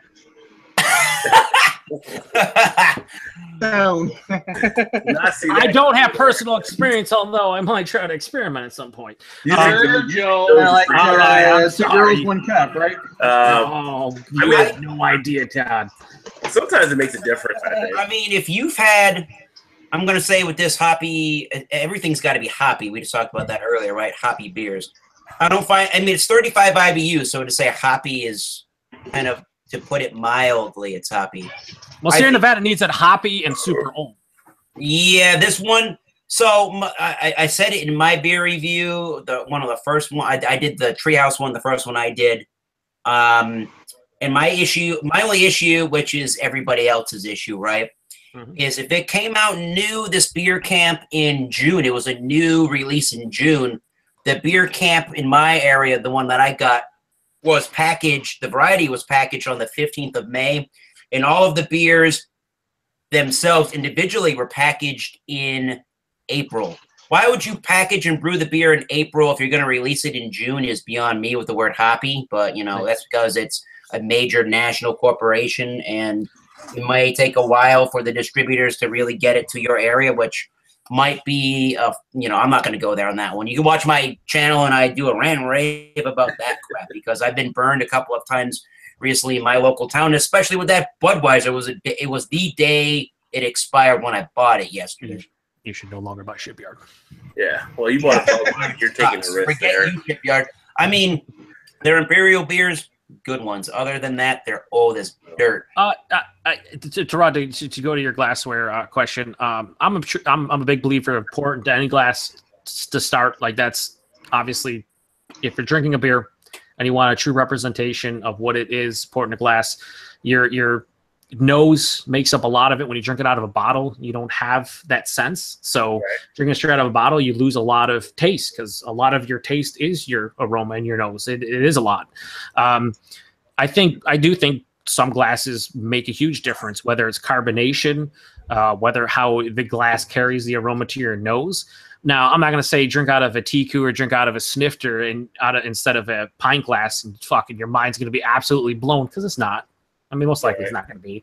But there's a reason why there's tulips and there's snifters and there's, these Spigaloo IPA glasses. They've actually tried to design them to what style should be, what go in there, and how they get it from the glass to your mouth and use your senses.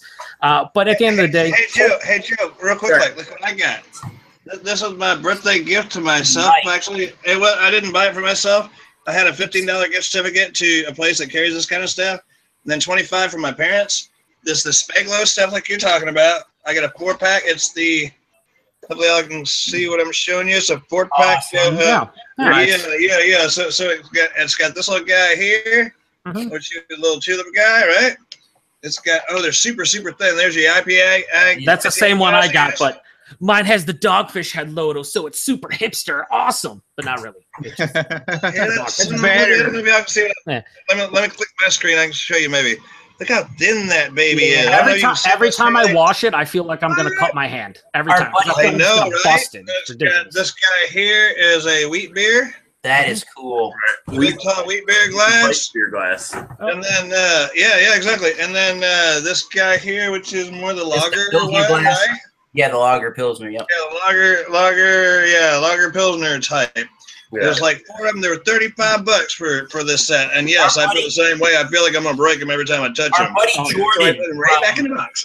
Our buddy Jordan from Reviewing Under the Influence, he did a kind of, I'd say review, but he kind of just bashed it. He did a review of the Spiegelau IPA glass where he basically held it in his hand very hard until the point where he physically broke it in his hand. Well, and that was his review of the glass. Yeah. Yeah, this has got. I'm sure you've heard of them or whatever. Supposedly they run it over 1,500 times through the dishwasher. Not this exact one, but as practice or whatever. And it's not supposed to. It's not supposed to cause loss of brilliance, foggy shadows, or build up any water chemical residue things on it. And then they have this other stuff. It's improved breakage resistance, which I'm into that because they're very delicate. They're very thin. Yeah, throw it against the wall and see what happens. See how resistant it is. In the basement, cracked me up on that one. He actually literally shattered it in his hands. Yes, you're not supposed to do the stuff that he did with it, but right. 90% of the battle is just pouring it in their glass, and then the other 10%, whatever. I mean, pouring it in glass is easy, but different glass. Like there's a video I got on my channel. If anybody wants to check it out, is about glassware, but glasses are cut certain ways to actually done. Like an actual Duvel glass, the D is raised inside the bottom of the glass because it actually is designed to supposed to release more of the foam in the head. That's why you have the D in there. It's like the has a cut in their glass for how they have it around the lip. Something like this, like these kind of glasses are designed to hold more retention of the head. So they do matter in how they're presented in the appearance. Yeah. But all in all, for the taste of a beer, you can drink it out of anything. Yeah, I mean, some of them will hold flavor more than others. Yeah, you're not doing it. Kind of my question was: are we led to believe that it makes a difference, or the only glass a lot of it is the hype of it? The only glass that sucks is the shaker pint, and that's the one that. Yeah, I gotta say that certain glass. I have a couple of things really fast to say. I think certain glassware, especially more of a flute style or one with more of a narrower brimmed stem on it. Or not narrower, but narrower brimmed stem it's going to hit your taste buds in a certain way a lot sooner than like a chalice glass or an oversized wine glass. I would say that the wine glass is probably your best multi-purpose beer glass because I think anything would really benefit from having the room to swirl a little bit, get the nose in there, get some of the air. Like this, right now, like I've been drinking this watermelon lime ale. Why a mug? Because the mug keeps your hand off the glass. Yeah. It keeps the beer cool. Because when these you want to drink them while they're cold. I'm gonna drink that like 60 degrees, like I'm Paul, and hate every second of it. You will hate it every second because it actually tastes better out of the mug than it did from what I did. I got to make the comment there on that Spiegel Out IPA glass because I recently, within the last maybe month or month and a half, I acquired two of those IPA glasses. I found them used on eBay for. I eventually talked the guy down to $13 for two of them, and they were in great shape. They came to me in a great condition, and I really, really like them because they retain a lot of the head very well. And I see what they've done with those ridges to kind of keep a little bit of the fruity esters or qualities to the beers. And I think they do a really good job. And compared to a lot of other glasses that have the etching on them, I feel like the head retention is by far a lot better. Yes, I said head retention. I was reading the comments. And he said ridge for the freaks. He said ridge and head, both in one sentence. Yeah. Oh, let's go. That's why I don't have a YouTube channel. I'm afraid somebody's going to bash me on the type of glass that I'm using. Yeah. Todd, live by these words. Pour every beer like it's a nitro beer. Every beer like it's nitro from beer. 3 feet above the glass. Three down as hard as you can. You know what happens if it starts overflowing? You just sip the head, even though you're doing a review. You don't taste the head, even though you taste you didn't act like that didn't happen. Yeast esters. Yeast esters everywhere. Two really quick questions. I'm going camping this weekend, and we can't bring in bottles. We can bring in cans. So what would you recommend that I can probably get in Massachusetts, and what kind of a glass or plastic ware would I use? Eric, I say this all day IPA. You get all day. Red Solo Cup. That's what I was going to say. All day IPA. Just drink it straight from the can. Just go to the local brewery, get a growler, and then put little tape on it and write down water. Eric, I don't mean any offense by this. I don't mean any offense to this, but what you do is you go to Trillium and you buy all their beer, and then you drink it. And then you don't even go camping. Right? You just do that, and then Eric, give me some Trillium, man. Give me some. Do not get him any. Yeah. I didn't hear the word please in there at all. Don't get and if you do, send it my way. Make sure that every beer you get them is all coconut and nothing but coconut. Fuck you, coconut! All coconut. Coconut from Oscar Blues is amazing, though. It is. Eric, I'll split that with you. Good, I will admit. Are you going camping, or are you going like to a cabin? No, I'm going camping out in tent. He's putting up a tent in his backyard. No, That would be big camping. He's gonna, local Rhode Island, he's gonna make some local Rhode s'mores. Island heavy metal community putting on a camp out this weekend. They're gonna have bands all weekend, a pig roast. We're gonna have. Well, that sounds a little bit less like camping, like a festival. If you hear banjos, run. It's kind of like a Vakken, New England. Yeah. It's like how Woodstock started out. There is a place in northwestern New England. There's like a forest area called. Hey, Eric, if you hear banjos playing, run. Run like hell. That's near me. Ding ding ding ding ding ding. And you're running from me, basically. Uh-oh.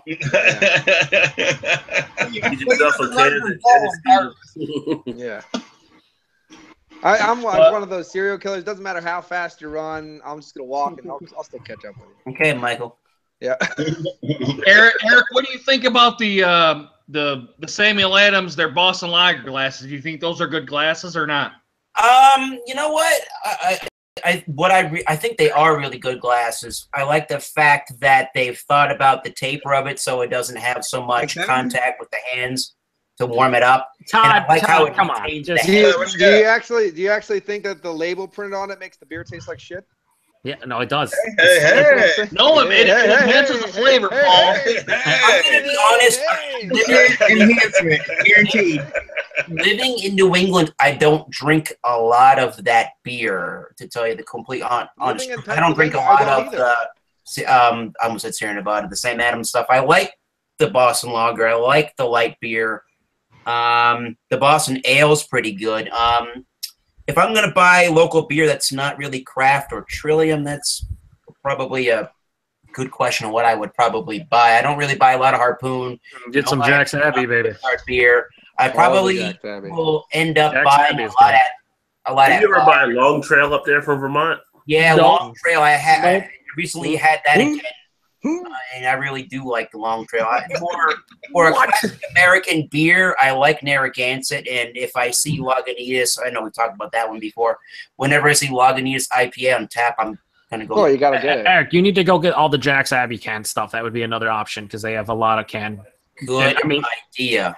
Yeah. And they're all lagers and lighter for most part. Lagers. They're most of the ones they can are like that. Oh, it's fucking middle of summer. We're gonna give you a 4.4% super refreshing beer because you can't drink anything over 6%. Friday night to Sunday, so I want to kind of Get yourself some So summer as long as you stay under 12%, you're okay. I mean, we could do some lining Kugel. we could do a beer mail. In other We could words, do a beer mail. You send me, I don't know, all the Trillium, and I send you, I don't know, all the Labatt All the shandies and Saranac grapefruit. you got. Saranac. That seems fair.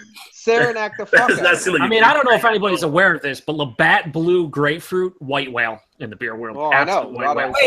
wait a minute. Did Paul just say buy the Saranac beers? No, All the Saranacs. Saranac was a nice gateway, and they make awesome stuff that they don't bottle. It's like, here's our amazing beer, you know, you get a growler filter. Like, what the fuck are the cans? Oh, here's our shitty beer in the cans. I avoid a prepackaged black and tan like the plague. Me too. I come from Pennsylvania. I know See, exactly what you mean. I will always appreciate, honestly, I will always appreciate the Saranacs, the Sam Adams, and stuff of the world because they got me into craft beer. Yep. And they were affordable back when there weren't 7 billion styles to choose from and new beers coming in every week. You could go buy a mixed variety pack for $12 to $15. You could try 6 different styles. Didn't cost you an arm and a leg.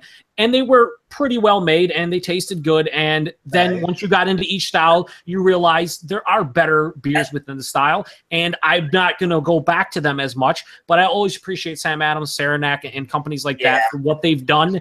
And for people getting into, like, I'd recommend try them out first. Don't just jump deep, you know, head first into the deep end and go, oh, where's all the fucking whales at? Because then you don't get appreciation for styles and you go right to the great stuff. There's nothing to really move. There's no room for improvement. I'm trying to come up with an analogy with that, though. I really do think one of the better beers as far as a good value for a craft beer. Now, say what you want about Sierra Nevada. I still think that their pale ale and probably Torpedo, and I said Lagunitas before, and the Ruthless Rye, and there's I can't think of anything else at the moment, but I think those two are probably really good, more inexpensive craft beers, if you will, that I think will appeal to a wide variety of audiences, whether it's a non-craft beer fan or a really big craft beer fan. I think they can really drink those and really appreciate them for where they are and what they do in the marketplace. It's the funniest thing. I've always hated Sierra Nevada's pale ale. I just cannot drink it.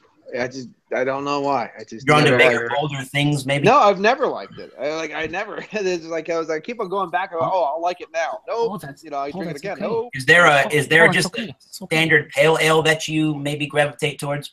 Well, yeah, I drink a lot of Yards pale ale. That's a gross beer. Yeah, I know. And sometimes I have sex with it. We talked about earlier. It's like one of those things. Like, Sierra Nevada Pale Ale is like the OG when it comes to in America. What is the thing? I mean, I think it's solid, but I've never been super enamored by it. But there's fucking thousands of people do, so whatever. Get down on it. I mean, is there? It never does you wrong. I mean, is there more of a exactly? It's fair. It's honest. It's solid. Like hey, her hole is open when you need it. Is there more of an iconic beer in the craft beer sense that you do sometimes like to drink from time to time? Like from from the originators of craft beer. So you're talking the Anchor, Sierra Nevada, something like that, yeah. I mean, I like Anchors once in a while. I love Anchor's Porter. Anchor's Porter is my jam. Whatever Indian restaurants, they have that there. I usually get something like that when I eat. If I see fresh canned torpedo, I pick it up all the time. Yeah, there's nothing wrong with that. There you go. It's one of those things where I always appreciate it. It's tough to compare older beers because they're older style. Like, especially when it comes to IPAs, people don't realize. A lot of people, go crazy about Pliny the Elder and like Heady Topper, and they don't realize those recipes are 15 years old. Yeah, those beers are from the early 2000s where there weren't Mosaic hops or Citra hops or any of these crazy hops. How can you be like, well, this new crazy fucking double dry hop milkshake looking beer is fucking amazing, whereas Torpedo is just okay. I mean, I think Torpedo does use Citra, but I'm like, you compare things from 10, 15 years ago when the ingredients aren't on the same playing field and it's not on the level playing field. It's like it's kind of unfair to those beers back then because they were way before their time, and now 15 years later, you're comparing them to the newer beers, and they're like, well, it doesn't hold up. It's 15 years old. The beer whisperer would say those beers look like a urinary tract infection. Sometimes they can be kind of tasty. They're very tasty. I was watching. Yeah, they're very tasty. The basement was on the chat in the basement commenting about basement beer. What would be a basement? Apparently, ketchup came back up again, which is funny. What's the cheapest beer that you actually do like from time to time, even if it's a craft beer? I buy nothing but amazing beer that costs an arm and a leg. In my area, it's definitely the Genesee Cream Ale because it's Genesee Cream Ale for me. 30 rack for $15. Now wait a minute. Can you call Genesee Cream Ale a craft beer? No, she said shitty macro. He said fucking terrible, but okay. Craft beer, I mean craft beer or macro. For me, you just said cheapest, right? You just said cheap. Yeah, you did say cheap. You did say cheap. You see, Eric, you said cheap. Said, what is it, cheap? Yeah, you said cheap. On a scale of 1 to cheap, you said cheap. You totally said cheap. It was a lot of cheap. Not cheap, but cheap. Macro be, and what would your maybe craft beer? I'd have to get back to you on craft beer. Well, my favorite macro beer is Lagunitas IPA, and my favorite macro beer is Lagunitas IPA. Very easy. Nah, because they're owned by Heineken. Hilarious. So I got both at the same time. Isn't Yingling considered craft beer now? I wouldn't drink Yingling purposely if my nuts were on fire. And that's because it's not American Wild Saison. It's not spring anymore, Joe. It's past the season. Yeah, Yingling's still a craft beer, I think, because of their production. Yeah. Yeah. But they're still, bring on the hams. Bring on the hams. If you went, baby hams, woo! Isn't it? I'm pretty sure it's Hams. It's Hams. It has a classy effect to it. Well, it makes it sound better. All right, I like it. If you pronounce it that way, they're charging you an extra $4 a case, though. So. Okay, I like hams. I mean, I would say my bottom like Heineken or something. Do you have any Hams? It is now $16.99. Oh, now it's imported beer. Oh shit! Sorry. My friend went to a place down southwestern Pennsylvania. It was a ski resort or something like that, and on the imported list was Yingling Black and Tan. Imported? Yeah, on the imported list. They put they've imported it into the it was like the $7 Southwest a PA. bottle. We've imported into the ski lounge. I thought Steve couldn't engage in international politics. Man, Surprised this beer was not brewed within the lounge itself. Yes. We imported it from 8 miles away. Tim's Brew said Michelob. I hadn't had Michelob in years. Michelob is. I can't remember the last time I had It is. Michelob is actually a good lager. The good thing about Michelob is it's an all malt beer, so they're not using the rice or the corn. They have to actually brew it. Eric, I actually really like Michelob Light a lot. Is that true? Is that true? There's no adjuncts to Michelob? That's correct. It's 100% malt. Eric, Okay. I must admit. I have to research, redo that again. Not research, but redo that again. I got to get me some Michelob. Michelob. Just knowing that fact. What you got, Joe? Oh, I said I must admit. I think when someone's referring to Michelob, it's the first time I ever heard someone say, the great thing about Michelob is that it's Anheuser-Busch. and then continued on. Like, Yeah, the great thing about Michelob I will is say something about Michelob. Yo, you drink a Michelob, don't fuck with us, okay? I will say something about Michelob. I like Johnny Cream Ale. Yeah, do you remember Michelob back in the day? Like I'm telling you, like before I started doing beer reviews, I went up camping with my dad and I bought a box and it was like all these different like wheat ales and stuff from Michelob. Remember that? Yeah, when they screwed around with that stuff back. Yeah, and they screwed around with this shit 7 years ago. Yeah, All the assholes are starting to try to do it now, but they fucking did it quite a long time ago. Eric, Eric is with a C. You drink that Michelob Ultra, don't you? Eric, with a cock in your mouth. Yeah. All the 50 calories times 800. Hold on. I hell actually no. like it now. A lot of you guys don't like it, but I do. Yeah, no, It's I know. just I know too you do. watered down. Just all those kind of beverages are just too watered down. It's okay. There's a lot of things that I like that other people don't. man. Between Eric in Michigan and Joe, I need to up my T-shirt game. You guys are rocking some T-shirts there. Yeah, you're killing me, Smalls. Smalls! No, show them your T-shirt, man. That's Everybody needs Ice that. Cube. Well, hold on. I got to show my titties here. No, I'm showing mine right now. Oh, I don't know about titties. No, I was gonna say I love that. I'm sweet fucked t-shirt. up. I love that. I just had my Wolfman's Got Nard shirt on. That's a good one too. Probably like your T-shirt too, Cole. I don't know. It's metal. Well, this is I like the drinking team. Look at this guy. Because Wolfman does have nards. Wolfman's Got Nard. Nice, Todd. Nice. Yeah, that's great. I will say, to go back to the actual question, everybody, macro, I would go Jenny Cream Ale for me. And then if you want to say cheap, I don't think this is cheating because it's fucking super cheap. But Founders All Day is like $15 for an 18 pack, 18 for 15. Yeah. It's fucking super cheap. It's like $1 a can. The New Belgium stuff in everybody's area because I think that's kind of somewhat cheaper. New Belgium's another good one, Eric. Another Fat good Tire. one. Yeah. New Belgium's all right. It's like $7.99 or $8.99. We just got the New Belgium $10 in our area here in New England within the last That's maybe a retail. month. I have to say one thing, Joe. If you say Jenny Cream Ale one more time this month, you're gonna guarantee me to kick you in the nuts when I see you. Jenny Cream Ale. Here's the thing. Jenny Cream Ale. I know you're jealous Yeah, we can get us of Jenny Cream Ale. Oh, But the thing is, 12 pack of.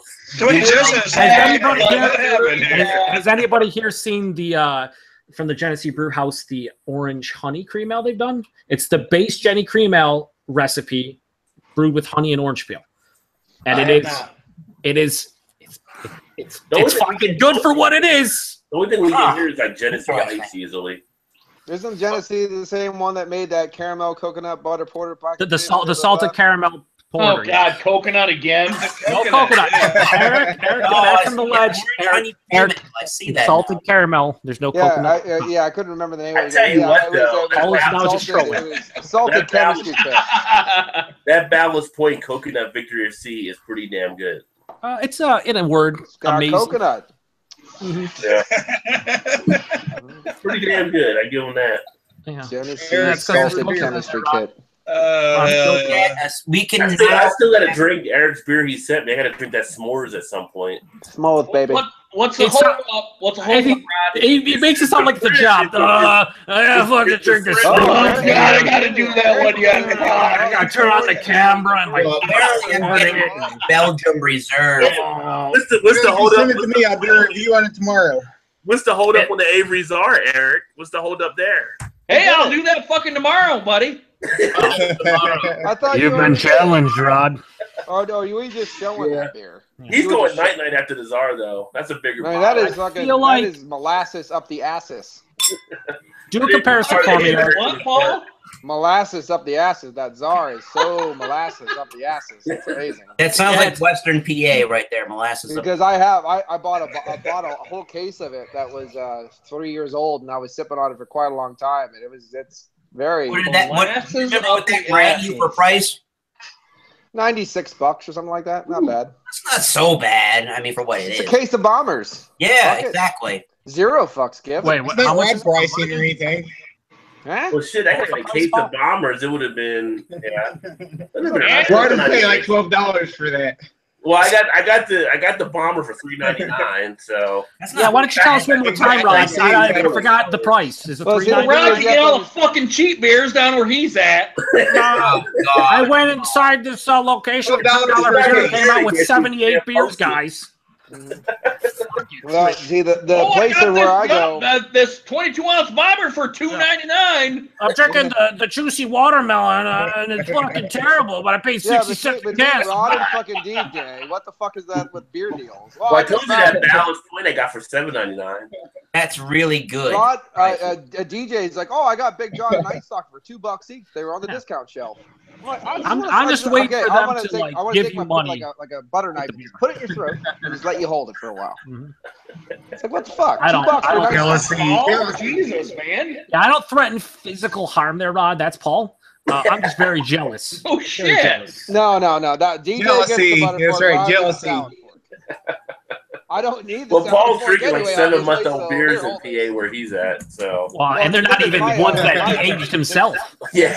The case store I went to, they know. See, they're tricky because the case store I went to get those, they don't put prices down. So you got to carry the case all the way over to the register to check it. And by that time, you're not gonna walk all the way back, are you? No, fuck it. Just whatever the price is, just fucking pay it already. Are you sure nobody else wants to have a shipyard export ale brewed from December? You could have just stopped at shipyard for me personally. Does anybody want a shipyard? Nope. Paul, I mean, do you want a box or do you want a box? That sounds very racist.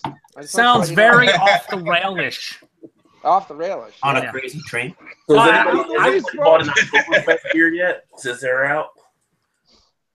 Rod, I'm gonna pretend you didn't ask that question. Yeah, I'm gonna pretend that didn't happen. Somebody's buying them their own shelves. Somebody's buying them. Well, hopefully it's no one in this fucking hangout. If so, whatever. You buy whatever the fuck you want. But, well, I mean, it's like July. Hope. I'm going through Ohio in a couple weeks.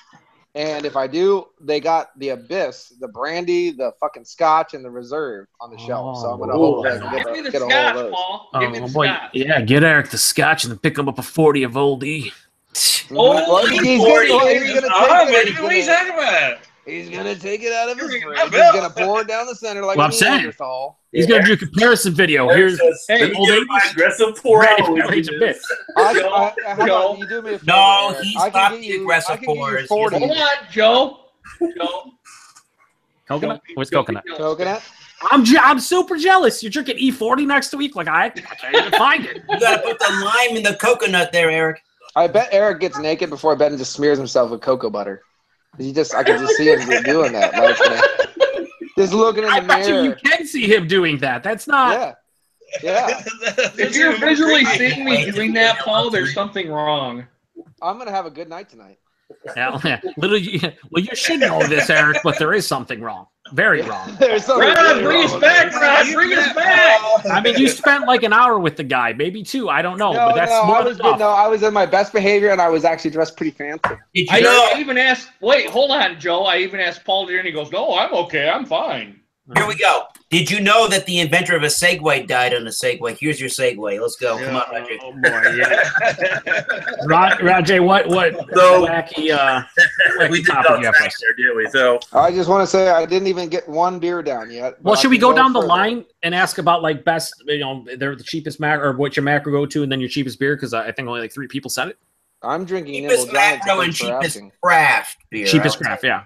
All right, go. We'll go drunken one. Drunken one, go. Go. Cheapest craft beer? The Torpedo. Yeah, Torpedo. Okay, and your macro choice. What's your go-to macro? Long time ago it was Bush, but I call it Hams now because it's even cheaper. It's Hams, but close enough. Close enough. Eric with the C. Potato. My cheapest macro would be Keystone. Ooh. And my cheapest craft beer would be New Belgium Fat Tire because I can get it here for about $7 a 6-pack. Okay, yeah, that's fair. It's $10 here. That's insane. All right, Eric with a K. You said Jenny Cream Ale, and then what was the cheapest macro? Or cheapest macro is definitely the Genesee Genesee Cream, $15 for 30 rack. I would have to say, I mean, that's a really big question right now. As of right now, at the point of this review, I would probably say some of the New Belgiums, maybe the Fat Tire, as it's $13 and change for a 12-pack. So I think that's pretty good for a craft beer. That's good. I just want to point out this is not a review that Golden Ale might be taking over a little bit. It's a hangout. Well, what about Rod J? What about Rod J? Well, we're going. Nobody cares what Rod wants. It's not like is this Rod's chat? Oh, it is Rod's channel. Rod J, you gotta let the host in. That's all I'm saying. Well, I'm going in order from guys on my screen. He doesn't get prime from me. He doesn't get screen. Well, I think I gave Joe co-host duty, so he's running this. I'm trying to help. I'm like trying to steer this out. Paul's going to ruin it right now. But Paul, go ahead. Even though I can get the 12-pack of the New Belgiums for that price, for the $13 price range, I'd say one of the best craft beer deals has to be those Trader Joe's vintage ales. Yeah, they are pretty good. $7, 750 milliliter bottle all day. Yep. Yeah, I got one of those. My actual. You're not gonna sing it, are you? Help us. I can if you want me to. My actual answer is a little contradicting because I still consider Lagunitas a craft beer. No, you can't cheat like the fuck. No, I have a macro. They're craft beer. Okay, well, my cheapest macro is Goose Island Bourbon Cod. I can get a bottle of it for $13. Yeah, you can't do that. The funny thing is, my craft beer is actually cheaper than my macro beer. Okay. Because technically speaking, Vorsteiner is considered a macro beer. It's obviously a German macro beer, but it's considered a macro beer. Paul. And it's Vorsteiner Dunkel. Vorsteiner Dunkel is my cheapest beer that I buy from there, but it's $37.45, I think, a case. And a case of Lagunitas IPA is only $20-something bucks. How fresh is it though? How fresh is it? That's super fresh. You know, what is the American Adjunct Lager that you would drink maybe regularly? Maybe. I would rather. What could you tolerate? What could you tolerate? Yeah, if you had to tolerate something. Maybe I can't tolerate any of you, one. Well, you're here, so yes, you can. You fucking liar. What about White Stefano Original? Something like that, maybe. Yeah, like that kind of crap. You know, let's be a big fucking cheater. Rod, I'm done with Paul. It's your turn. Rod. You wouldn't go down the line. I don't drink. Paul, you are now done. You are How many Adjunct Lagers, Joe, have you ever known me to drink? Yeah, that's a good point. I don't really drink that. I mean, Jenny emails about it. Yeah.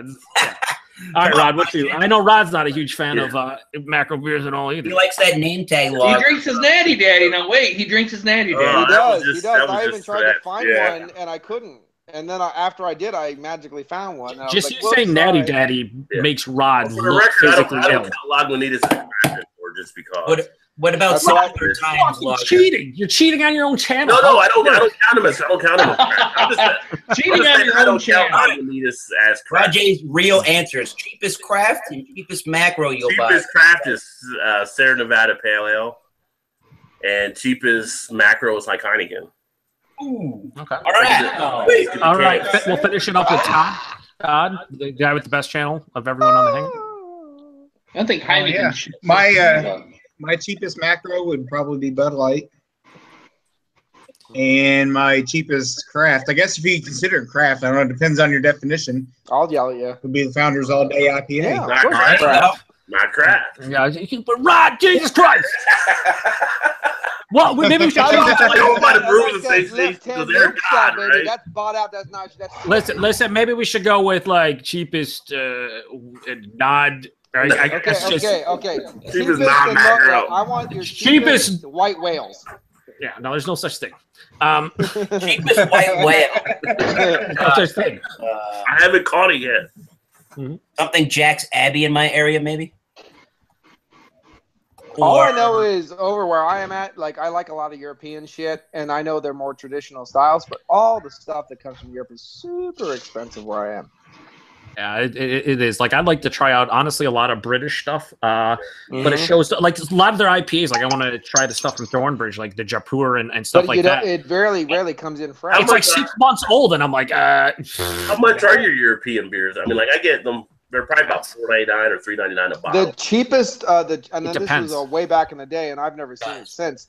The two cheapest beers from the continent, or whatever the fucking Europe, is Tyskie and Volter's Pilsners, and they're about $22 a case. They're about the cheapest ones I've found. They're both very good.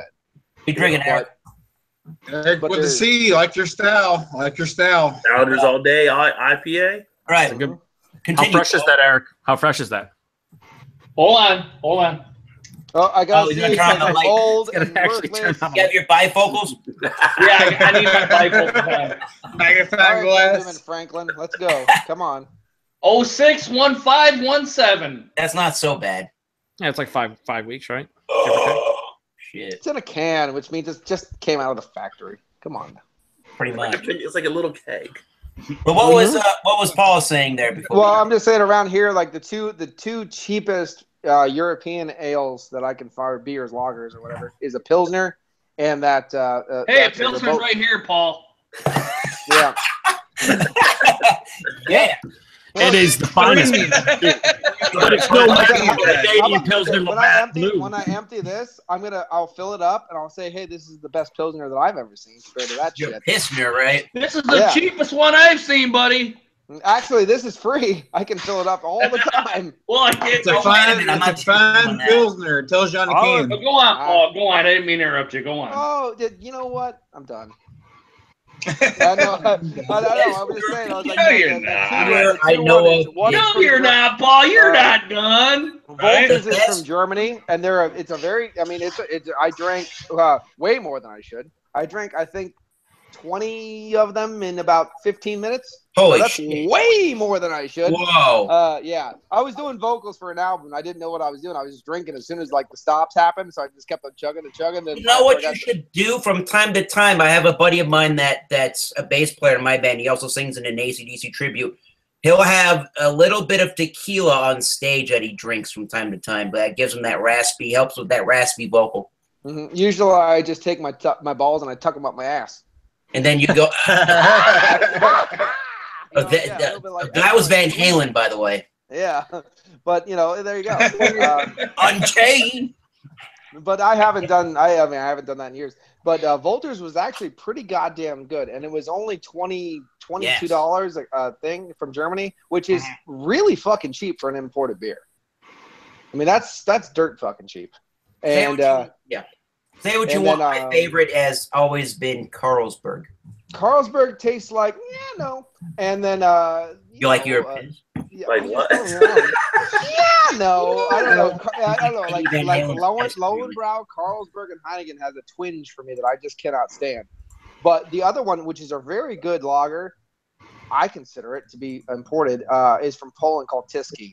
Give it a go. I think you'd actually like it, and it's pretty damn cheap overall. Don't tell us what we should like. Go fuck yourself, beardy bitch.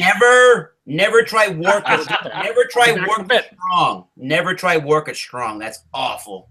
Ugh. No good. I'm gonna try it as soon as I see it, just because mommy told me not to. It's like $2.95 for a I don't know, like a 9% beer that tastes like malt liquor from the United States. Woo woo, Eric, you need that. Send it to me, baby. You might like Worka Strong. I'll review any moment. I've never even heard of it in my life. I have no idea what direction. Poland. It's from Poland, It's Rod, I made by believe- the Zytec Group, which is owned by Heineken. Oh, from Zytec, yeah. It's only 6.5%. And their Zytec's Pilsner is actually really good, and so is their porter. Worker Strong, I gave it a D minus on my. We're actually talking about Beer Civilized, and now you want to segue, Joe? Well, because I want to talk about beer that isn't shit. That'd be nice. Yeah. Good. Ah, All right. come on. Yeah. That's We're done with that shit. Yeah. Yeah, see, Rod is disappointed. He Oh owns his yeah, fucking we're done with that. channel. We're done with that. Next I'm trying topic. to be good. Okay, I'm going to talk about anal fisting now. What do you mean now? You usually do. This is just, I don't. I'm just saying, I'm trying to be civilized here. It's usually 2 drinks after this before you get to that point. I'm not even done. What's the next topic? Does it involve worker? I don't really have any What you got, Rod? other ones. Bud Light's now the official beer of the University of Houston athletic program. So We don't talk about sports I around guess me. it's just not their team that'll be weak. So Yeah. Oh, shots fired.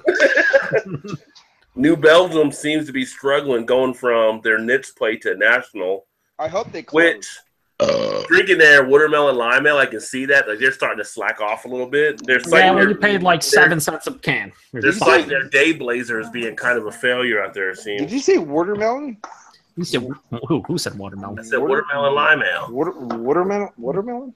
Are you having a stroke? Are you okay? I'm just hearing. I'm here with watermelon. I'm Is like, that the one with the coconut? Yeah. is that coconut? One could only hope there's some coconut in the watermelon. Oh, I'm If gonna somebody make says There's coconut one more time, I'm out of here. There's some lime in the Bye-bye. coconut. There's the coconut and the lime. Is the coconut? I'm making Eric a special Is the coconut coconut beer. in the The Michelob? lime and the coconut.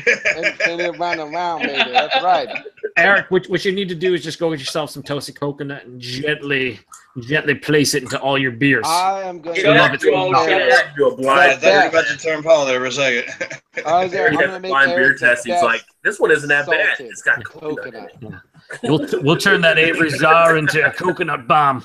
Mm-hmm. Well, don't ever try any Firestone Walker, Joe, because guess what Joe gets from all the What? Firestone No, a Walker lot of stuff? people get it, but I get there's a lot What of it got? coconut. Little coconut in it. Little toasted coconut, baby. All right. Who is squeaking? I'm pretty sure that was All Paul. day IPA, Coconut. Shut up with the coconut! I'm gonna make you the best coconut porter, and it's gonna be salted, but I'm not gonna tell you what salted it, baby. Coming out with a coconut IPA. Death by Eric. coconut. Eric, settle down and cleanse your palate with some coconut water. Actually, by the way, yeah, Eric, I picked this beer up just for you. Check this out. Coco Libre. It is a coconut water. There you go, buddy. Oh, Joe. I'm bringing it up, baby. Just add vodka. Listen, do not blame this one on me, Eric. It is I'm blaming you, Joe. I'm blaming you. Damn I can see some Malibu rum in that thing. That's okay, buddy. I picked up 2 so we can share it. No. Beer what Mel are you time. doing? Beer Mel, need coconut water time. Beer Mel, coconut Yeah. water. Do it. Do a review. Do a review. Say what you want. I'm drinking, and I did a review on it on my channel. It's a cider. citizen cider from Vermont. It's a dry hopped, non-traditional dry hop cider with, I believe, Cascade hops. Nice. I picked up these too.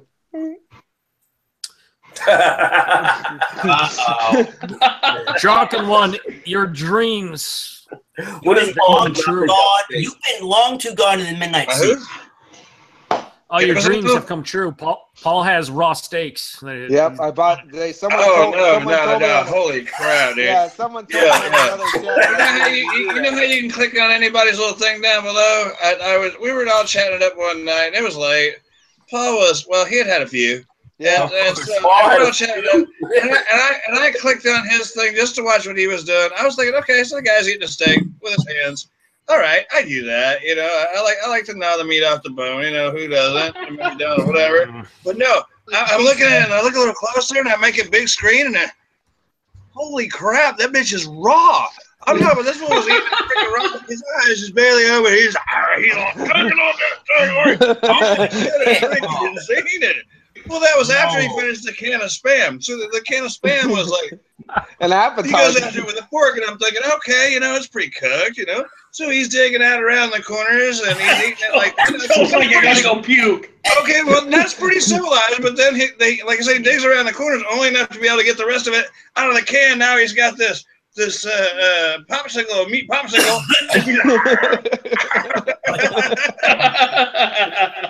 Then, like I said, he went to the steak, and I was like, I know he's not. I had to click off.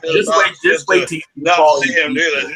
When you see Paul eat pizza, that's a whole different experience too. It's a burrito. It's a burrito. How do you say pizza and burrito all at once? Burrito. Like rolls it in. He gives a whole new meaning to the word's pizza roll. You know what? You get a burrito. You just get your burrito out and you just shove it in your face. There you go. Burrito. Yeah, burrito. Somewhere in that thing. If you want to go a cider route, this one's a pretty good selection. Are you from? Do you like Strongbow, Eric? It says on the back of it, and I do agree. In its flavor, for the 16-ounce can, it only has 4 grams of sugar. So I like the less sweet American versions of ciders. Have you ever had the Woodchuck's 802? I have. My problem with the Woodchuck stuff is I find it to be a little bit too on the sweet sugary side. I like more of the English European. There is a kick. The 802 in the fall is really nice. There's a cidery, I guess, from Ohio called Artisanal Ciders, I think they're called, and they make a autumn one that is just fan-fucking-tastic. Why are you guys going cider on my beer channel? Because you have lost all respect, it's my control, and when I see you, I'm gonna slap you. I don't do cider and I don't do Zima. Well, I don't know. I heard actually, Zima. if tasting this offered you a Zima, you'd be like, "Oh, this is amazing! Thank you! Oh, oh my God, this is amazing!" Can I get in the magazine with you next time? Oh, it's a good Zima. But Rajay, it's got Cascade hops in the cider. That's like a beer, but with apples. No, it's like Bud Light apple plus Cascade hops, right? Yeah, okay. Oh, that's right. Okay, it's good. I like it. Bud Light apples. That's the Bud Light. It's like Bud Light, but with apples. Only in Canada. Only in Canada right now. Yeah. Why? I have no clue. Did Joe disappear? Joe is going. I don't want to be involved. Had to go puke, what I this think. is. He went back to his logo. He's like disappeared. Yeah, I got a brew. He's getting a coconut Zima. Coconut, Eric. I'm rubbing Eric, coconut actually, oil I all picked- over Hey. my face right now. Wait a minute. What is that? Paul, what do you think of that? Ooh, that looks good. I picked this up with Eric as we were making sweet love, and this is it's Lucifer's Cuvée, a bourbon barrel aged double chocolate stout, which is a imperialized version of their double chocolate stout called. What do you think of it, Paul? This is going off as far as I'm concerned. However, while it's going off, it's giving me kind of like these. You ever have a mixed box of chocolate, and there's one called like Amarillo? Yeah. Yes. You get Amarillo, Star Anise. You have raisins and cherries. It's crazy. It's super desserty. It's 11%. It's actually pretty easy to drink, but there's so many flavors. I feel like it's slightly starting to turn, and there's a soft mint in this, which tells me that's not the simple usual bourbon. It's more like a sour mash kind of bourbon. What is it with Michigan brews lately that I've had that are bourbon barrel aged and they use sour mash? Why is that why it's called a cuvee? Because it has that sour mash taste to it. Well, cuvee is supposed to mean it's the best ingredients of the season for the beer. That's what it's supposed to mean. But of course, we all know in the beer industry, we just put names on shit because it sells. That's how that works. So they're Because not bastards. You know what I mean? Like that kind of thing. But, it was good. But I feel this is a 2015, mind you. This is 3 years old already. No, it was overly complex, was it? It is, but it's a very desserty beer. Like you have to understand, you're getting bombarded with the sugary taste. Yeah, I thought the same thing, Paul. When you're getting vanilla, you're getting Star Anise, you're getting the Amarillo, you're getting cherries and raisins. Yeah. I mean, you're getting hugely bombarded with all of those notes. But however, it was super tasty. But you're just like, wow. Every time you take a sip, you're like, okay, like it's a ride. And you know what? I expect nothing less from Satan. Well put. Yeah. So end script Satan. You know, Uncle I Rod, expect nothing where's that else from- segue? Yeah. Segue. We're talking about the devil, man. I don't know what to do. Wow. But yeah, Help. I'm just saying. It's okay. It's a good beer. Unfortunately, I feel now this is the problem with. I don't know about you, Eric, from Michigan Beers. I've had 2 Michigan beers now. I've had from Latitude Michigan 42. Beers. Actually, the Michigan Whatever, beers Paul that from I PA wanna Beer say- Review News. Yeah, beer review. Shut up, Lance. I'm going to tell you. Latitude 42. Have you had any of the Latitude 42 canned beers? Yeah, just Beer. about 2 of them, I think.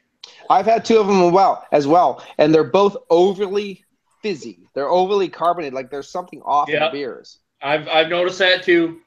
So Me okay, too. so we can go if we ever go to Latitude 4. Please let me know. Head brewery will meet them. We'll shake his hand. We'll kiss him in the face, and I'll punch him right in the dick. Well, Latitude 42 is over by Kalamazoo. Well, Kalamazoo to you too. I'm punching him right in the dick because there's obviously something wrong in his Seems beer. like If he assault. doesn't know this by now, there's also another brewery which I really like the brewery from Pennsylvania called Sly Fox. But however, when they shut the fuck up, Joe, Oh, what? Sorry. and then there's a brewery from Pennsylvania called Sly Fox. But however, when they bottle their 750s, after time in age, they all go super just bottle bombs. They don't explode. Here's the funny thing is they don't explode when you open them, but as soon as you pour them, your glass is completely full ahead. Like they're just, you try to take a sip, you know what I mean? So obviously I'm trying to tell them too, there's something wrong with your yeast strains. I know you can't do anything about the bottles that are on the shelves right now because they're already out, but there's something wrong. You're doing something wrong. Are you talking directly into Sly Fox's heart? Sly Fox, I hope you all die and then get resurrected like Jesus and come back and make better beer because you fucking suck right now. All right. Anyway, There's a news flash. They're not watching. Joe. Oh, come on. Yes, hello. Joe. You're not cutting edge, Rod. Just let you know. Yes, hello. You're gonna like this. Joe, beer. beard. Are you friends with Tanya Lawrence on Facebook? No one's friends with her on Facebook. Oh, She's maybe too loud. no. Okay. She's holding the can of Hawaiian Lion coconut coffee porter. Coconut. Oh, It looks coconut. pretty. Oh, yeah. You know God, what? I'm glad you brought that up, again? Rod. Coconut. Yeah. 6.8% ABV. You know what? I think I have a Maui beer that is a coconut beer as well. Yeah, coconut porter. Shut up, Paul. Shut up, Eric. Eric. I got some Shut up, coconut Joe. juice for you right here, buddy. I haven't Shut said up, anything. Right? fucking Joe. It's coconut. Hey, Shut up. As far as I know, the only one was from coconut. Maui and the coconut, Death by Coconut from Oscar Blues are amazing. What is it with you people in coconut? I promise. Eric, it tastes really good. I will never say coconut again. I used to be like Eric, but once I had that Death by Coconut, which was pretty good. That was Finding amazing. some other ones, and I found some good ones. Eric, you need to train your palate on coconut. No, never, ever, Cider. never, ever. Drink cider from Chimay. I'll drink a Strongbow before I drink coconut. Well, I'll tell you what. If you drink cider, you will never How about get a any coconut of that Strongbow? stuff in it. Oh, Strong nut. Rod, don't give him any ideas now. You drink strong nut, Eric? strong. I got some nuts for you, Eric. I don't like the nuts, man. Paul. Joel, Yeah, I'll tell you what, nuts, the cuckoo nuts. Joel might want I'm them, but I do good for not. Cocoa Puffs. What's I'm that? sorry. In this panel, Rod's the only one with cocoa nuts. So I'm just Ah, saying. good Yeah. time. So if Eric, you really like that flavor, go for Rod because he's fantastic. I think it's time for me to go to bed, gentlemen. We have Yeah, officially Paul's kind of fallen taking us apart. to that last part of the show, I think. Come on, that was a compliment. Shit, I've had it. Anybody else got any beer-related stuff they want to share? Yeah, this cider's really good. I tried to talk about beer shit, but you wouldn't let me. It's got Cascade hops in it. It's a hopped up cider. I want to make a retraction for one of our friends that is not here, but I'll be here tomorrow hosting his own show, Lance Lush. Lee Russell. Uh-oh. Last week on his show. Hold on, guys. Hold on, guys. Hold on, Joe. Well, can you both just hold the fuck up? Would you hold on, please? We talked for quite a while on his channel about you motherfucker. That's what we talked about, you motherfucker. No, we talked about Sierra Nevada being potentially bought out by AB InBev. And about time. But they're not being bought out. Now we just time out. Can we just time out? Hold on. There was a thing where Lance found this link and he told us about it, and we started talking about it. I never looked at the link. I never verified it. Apparently, it was on one of those satire sites like The Onion, and Lance did not realize it, so not happening. Not happening, guys. Not happening. They're already macro, but you don't know it. They're big enough. Yeah. But during that show, I said it wasn't happening, and they were basically telling them to go F themselves. Well, yeah, but I mean, it wasn't even real. The article was not real whatsoever. So it was an entire satire piece where, like, if you looked at the links on it, it was just the most ridiculous shit. So I don't know if Lance even looked at anything. It was just like, oh, sensationalized headline. Let me click on it. That's great. You think everything's hilarious. Well, I think it's hilarious right now that you have companies like Sierra Nevada, Stone, and Brewdog that have hotels and they're massive and all this stuff. They're like, oh, they're still so crap. No, they're massive conglomerations, you fucking idiot. But the beer is made from the heart. The beer is still good and it's made from the heart. Oh. My name is Brewdog. Give me all your money. It's great, but it's made by we're never going to sell out. Shop, but it's made from the heart. Give us $95 to own a piece of the brewery. Oh, yeah, please. One share. Equity for punks, well, equity for gullible fucking idiots. Whatever. Sure. You said it. Don't make me cut you. Paul, did you still not get a microphone? I got a new microphone. Yeah, you get a new one. Yeah. Where is it? I will send you earbuds, Paul, like I told you. Well, here's you haven't given me your address yet for me to send them to you. My preference is an old microphone, so I can't hear them. I know. Right? I just got these. Are you going to Lance's tomorrow, Joe? Help? Yeah, I'll probably be there. What time does it start? 7, 7:30, something like that? Usually around 7. Assuming Eric, send me some Trillium beers. We don't like baggers, Eric. If you send me, what's that beer? Dark Lord, a bunch of it, maybe we'll talk. A bunch of it. Dark Lord's pretty good. Lord? What A Dark Lord. What are you talking Dark Lord? Listen, you could actually trade. Listen, this would actually be a fair trade. Coming out? This is not being sarcastic. This is not being an asshole. This is a fair trade. There's a brewery right down the street from where Eric lives that he didn't take Paul to.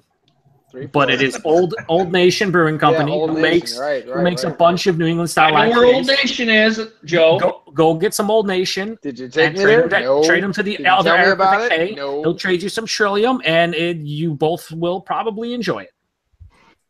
Probably. Well, the only reason why, Joe, is because I hear, oh man, these Trillium beers are fucking awesome, but can you get them here? Fuck no. Well, dude, what Joe just said, I will try to oblige on that. Yeah, well, I mean, understand they're only awesome for the first 12 hours they're outside of the brewery. You know what? You're sending me some beer. I might as well send you a 4-pack of it. Well, Eric, I put in the comments, in our chat here. I'm telling you. I'm not going to say what I typed here because I don't want anybody else to get jealous or anything. I'm so like right now. The only issue that I have with trying to do the beer trades is, I mean, it's just in a legal sense. Well, we're not supposed to do it in Massachusetts, so that's why I get a little nervous trying to. Here's a tip.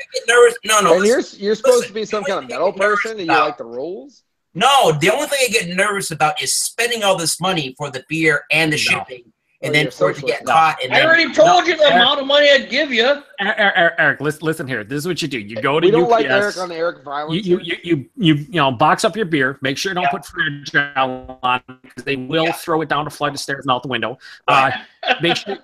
But pack it up real well. Go through UPS because it's not illegal through UPS. It's only the United States Postal Service. And I will tell you, UPS, no fucks given ever for anything, which means it might survive if you pack it well. Helped you. I helped fix a UPS truck once. There was a UPS truck that was broke down. I went out with my stuff. I helped fix the truck. I got it running again. And and I said about beer, like I asked him about beer stuff and stuff. And he's, I've shipped everything. I've shipped beer. I know it's beer. Like he's like, I've shipped this, I've shipped that. He said a lot of shit I'm not going to mention that he shipped, but UPS really doesn't give two shits. No, they don't.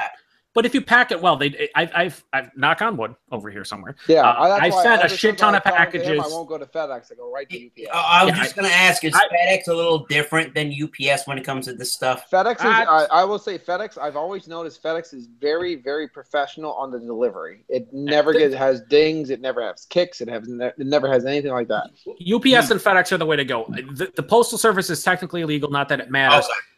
But I mean, just from experience, and I've traded a lot. UPS, they're relatively cheap. They've never let me down. Just make sure when you pack it, you don't pack it like some people where they're like, "I'll throw some newspaper in there and pray to God that it lives." It's like, no, you've had bubble wrap and it can't move around, and that there's you don't want to just start kicking the shit out of your beer and then beer everywhere. Right. I will say this: that I sent that beer to Rod, and it cost me I think it said. And Rod, you can hopefully tell me if I'm wrong or not, but it cost him like $23 to send it to Rod, and he was only down in Kentucky. Yeah. Well, on the northern side of Kentucky, I believe is where our buddy Ewer Teku Murray, who I'm not going to read any comment with this one because most of them are just babbling nonsense from an old man. But he did say, don't listen to Joe, and that's great advice. But he said, cans are great in a USPS flat rate, just wrap them well, which is fine. Well, I said a flat rate is like $14. Actually, but how many beers could you fit there? I mean, you could fit it if you want, but I sent a 22 ounce in there. It was still a flat rate box, and it doesn't matter. It's just as long as you close it. But still, it was half the price you said. But still, it was half the price, Rod. Yeah. No, I think UPS would less. Are you talking about it's okay, like USPS, or what are you talking about? You said UPS. Not USPS, just UPS, I think is what you said. USPS. I always go for USPS.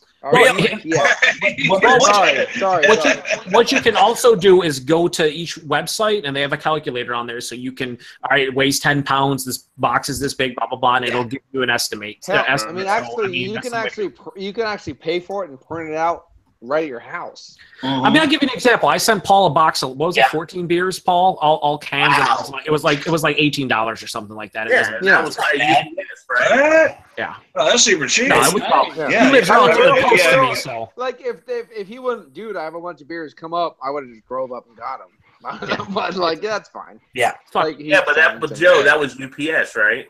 That was UPS. Yes, UPS, and they got to me. It got to me fine. The only problem about UPS where I live is they like to put it in places I can't see.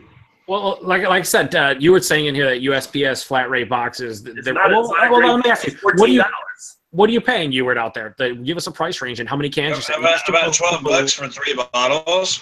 You have to understand, like when Andy Griffith was like a new show, he was like 20. He said he ships beer from Canada. Well, you're in Canada, you dumb fuck. Socialist son of a bitch. I ship beer from Canada using Canada Post and then via USPS. He sent a 12 shipper to Tampa in 2 days, $35. So that's a lot of money to ship.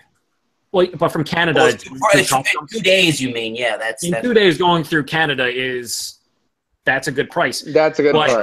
Right, sure. That's 35. I mean, like when I sent 8 beers via UPS.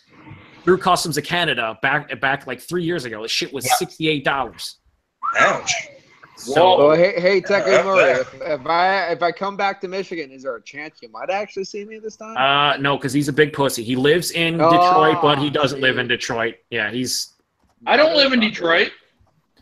We're not talking about you, Eric. We're talking about our other buddy who is a big pussy and does live in Detroit, even though he lives on the other side of Detroit. Another big pussy, Eric. Come on, man. Work with us here. I know you heard big pussy, just assumed, but like, oh my god. Crowd's like, oh shit, this family's wanting to fuck.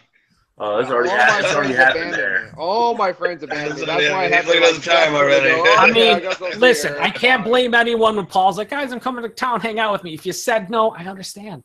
I mean, I get it. I get it. Watch the hangouts. I know me. Watch all the hangouts. You get it. See, I know me. I'm fine with it. I'm good. I mean, I'm self-aware, Joe. I'm self-aware. I know you are. That's a scary thing. That's what makes it even more frightening. Hal, close the doors. Why would you do that? I can't do that. Hey, I might even show up at Rod's house next time. Oh, you should have overtime, buddy. Do what? Are we doing overtime? Yeah, we can go overtime. Go ahead and shut him out. Oh, here we go. Like, if I have only 2 drinks and you close it, I'm going to be very angry.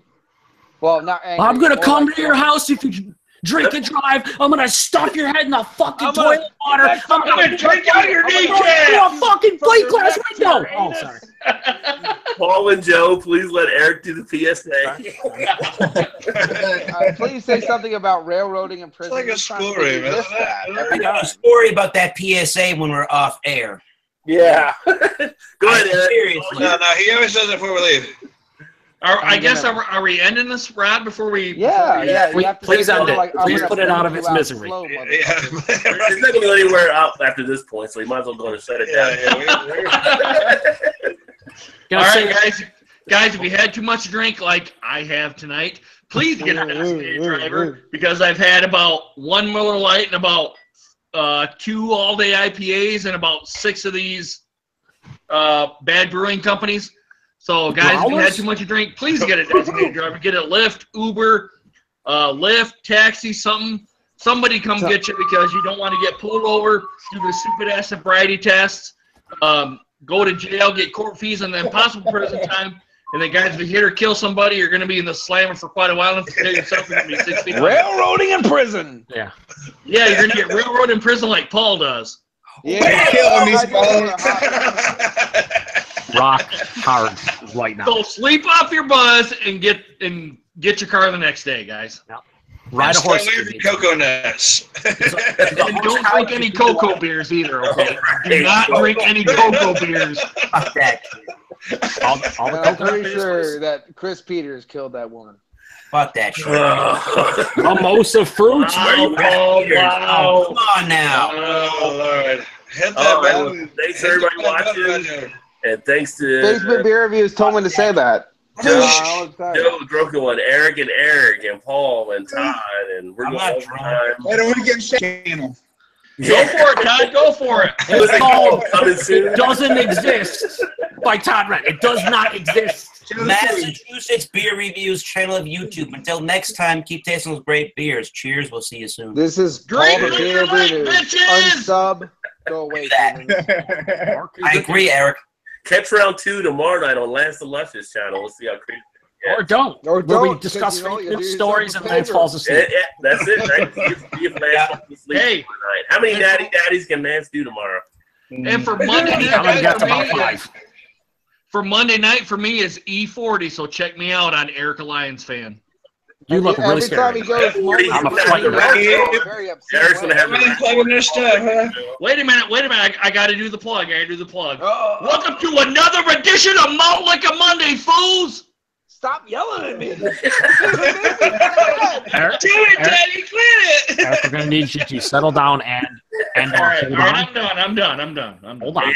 And look for more beer review uploads. I've been running around work, so I haven't done it in a couple days, but outside of that, oh my God, Jesus Christ, I can't believe What do you want? You said Jesus Christ. I'm here. What do you want? Look at me. I'm Rod. I have a YouTube channel, but I don't upload any videos. Yeah. Wait a minute. Oh, you know, I've been watching a lot of fucking Jesus Christ superstars. You know, what the fuck's that all about? I'm going to put videos on Joe and Todd's channel coming soon. Overtime, baby. I have been preemptively hacked. That'll be a Best channel you ever watched. watched. Next Thursday, maybe you'll catch these same guys if nobody's in jail, and we'll see you then. Cheers. For some reason, they won't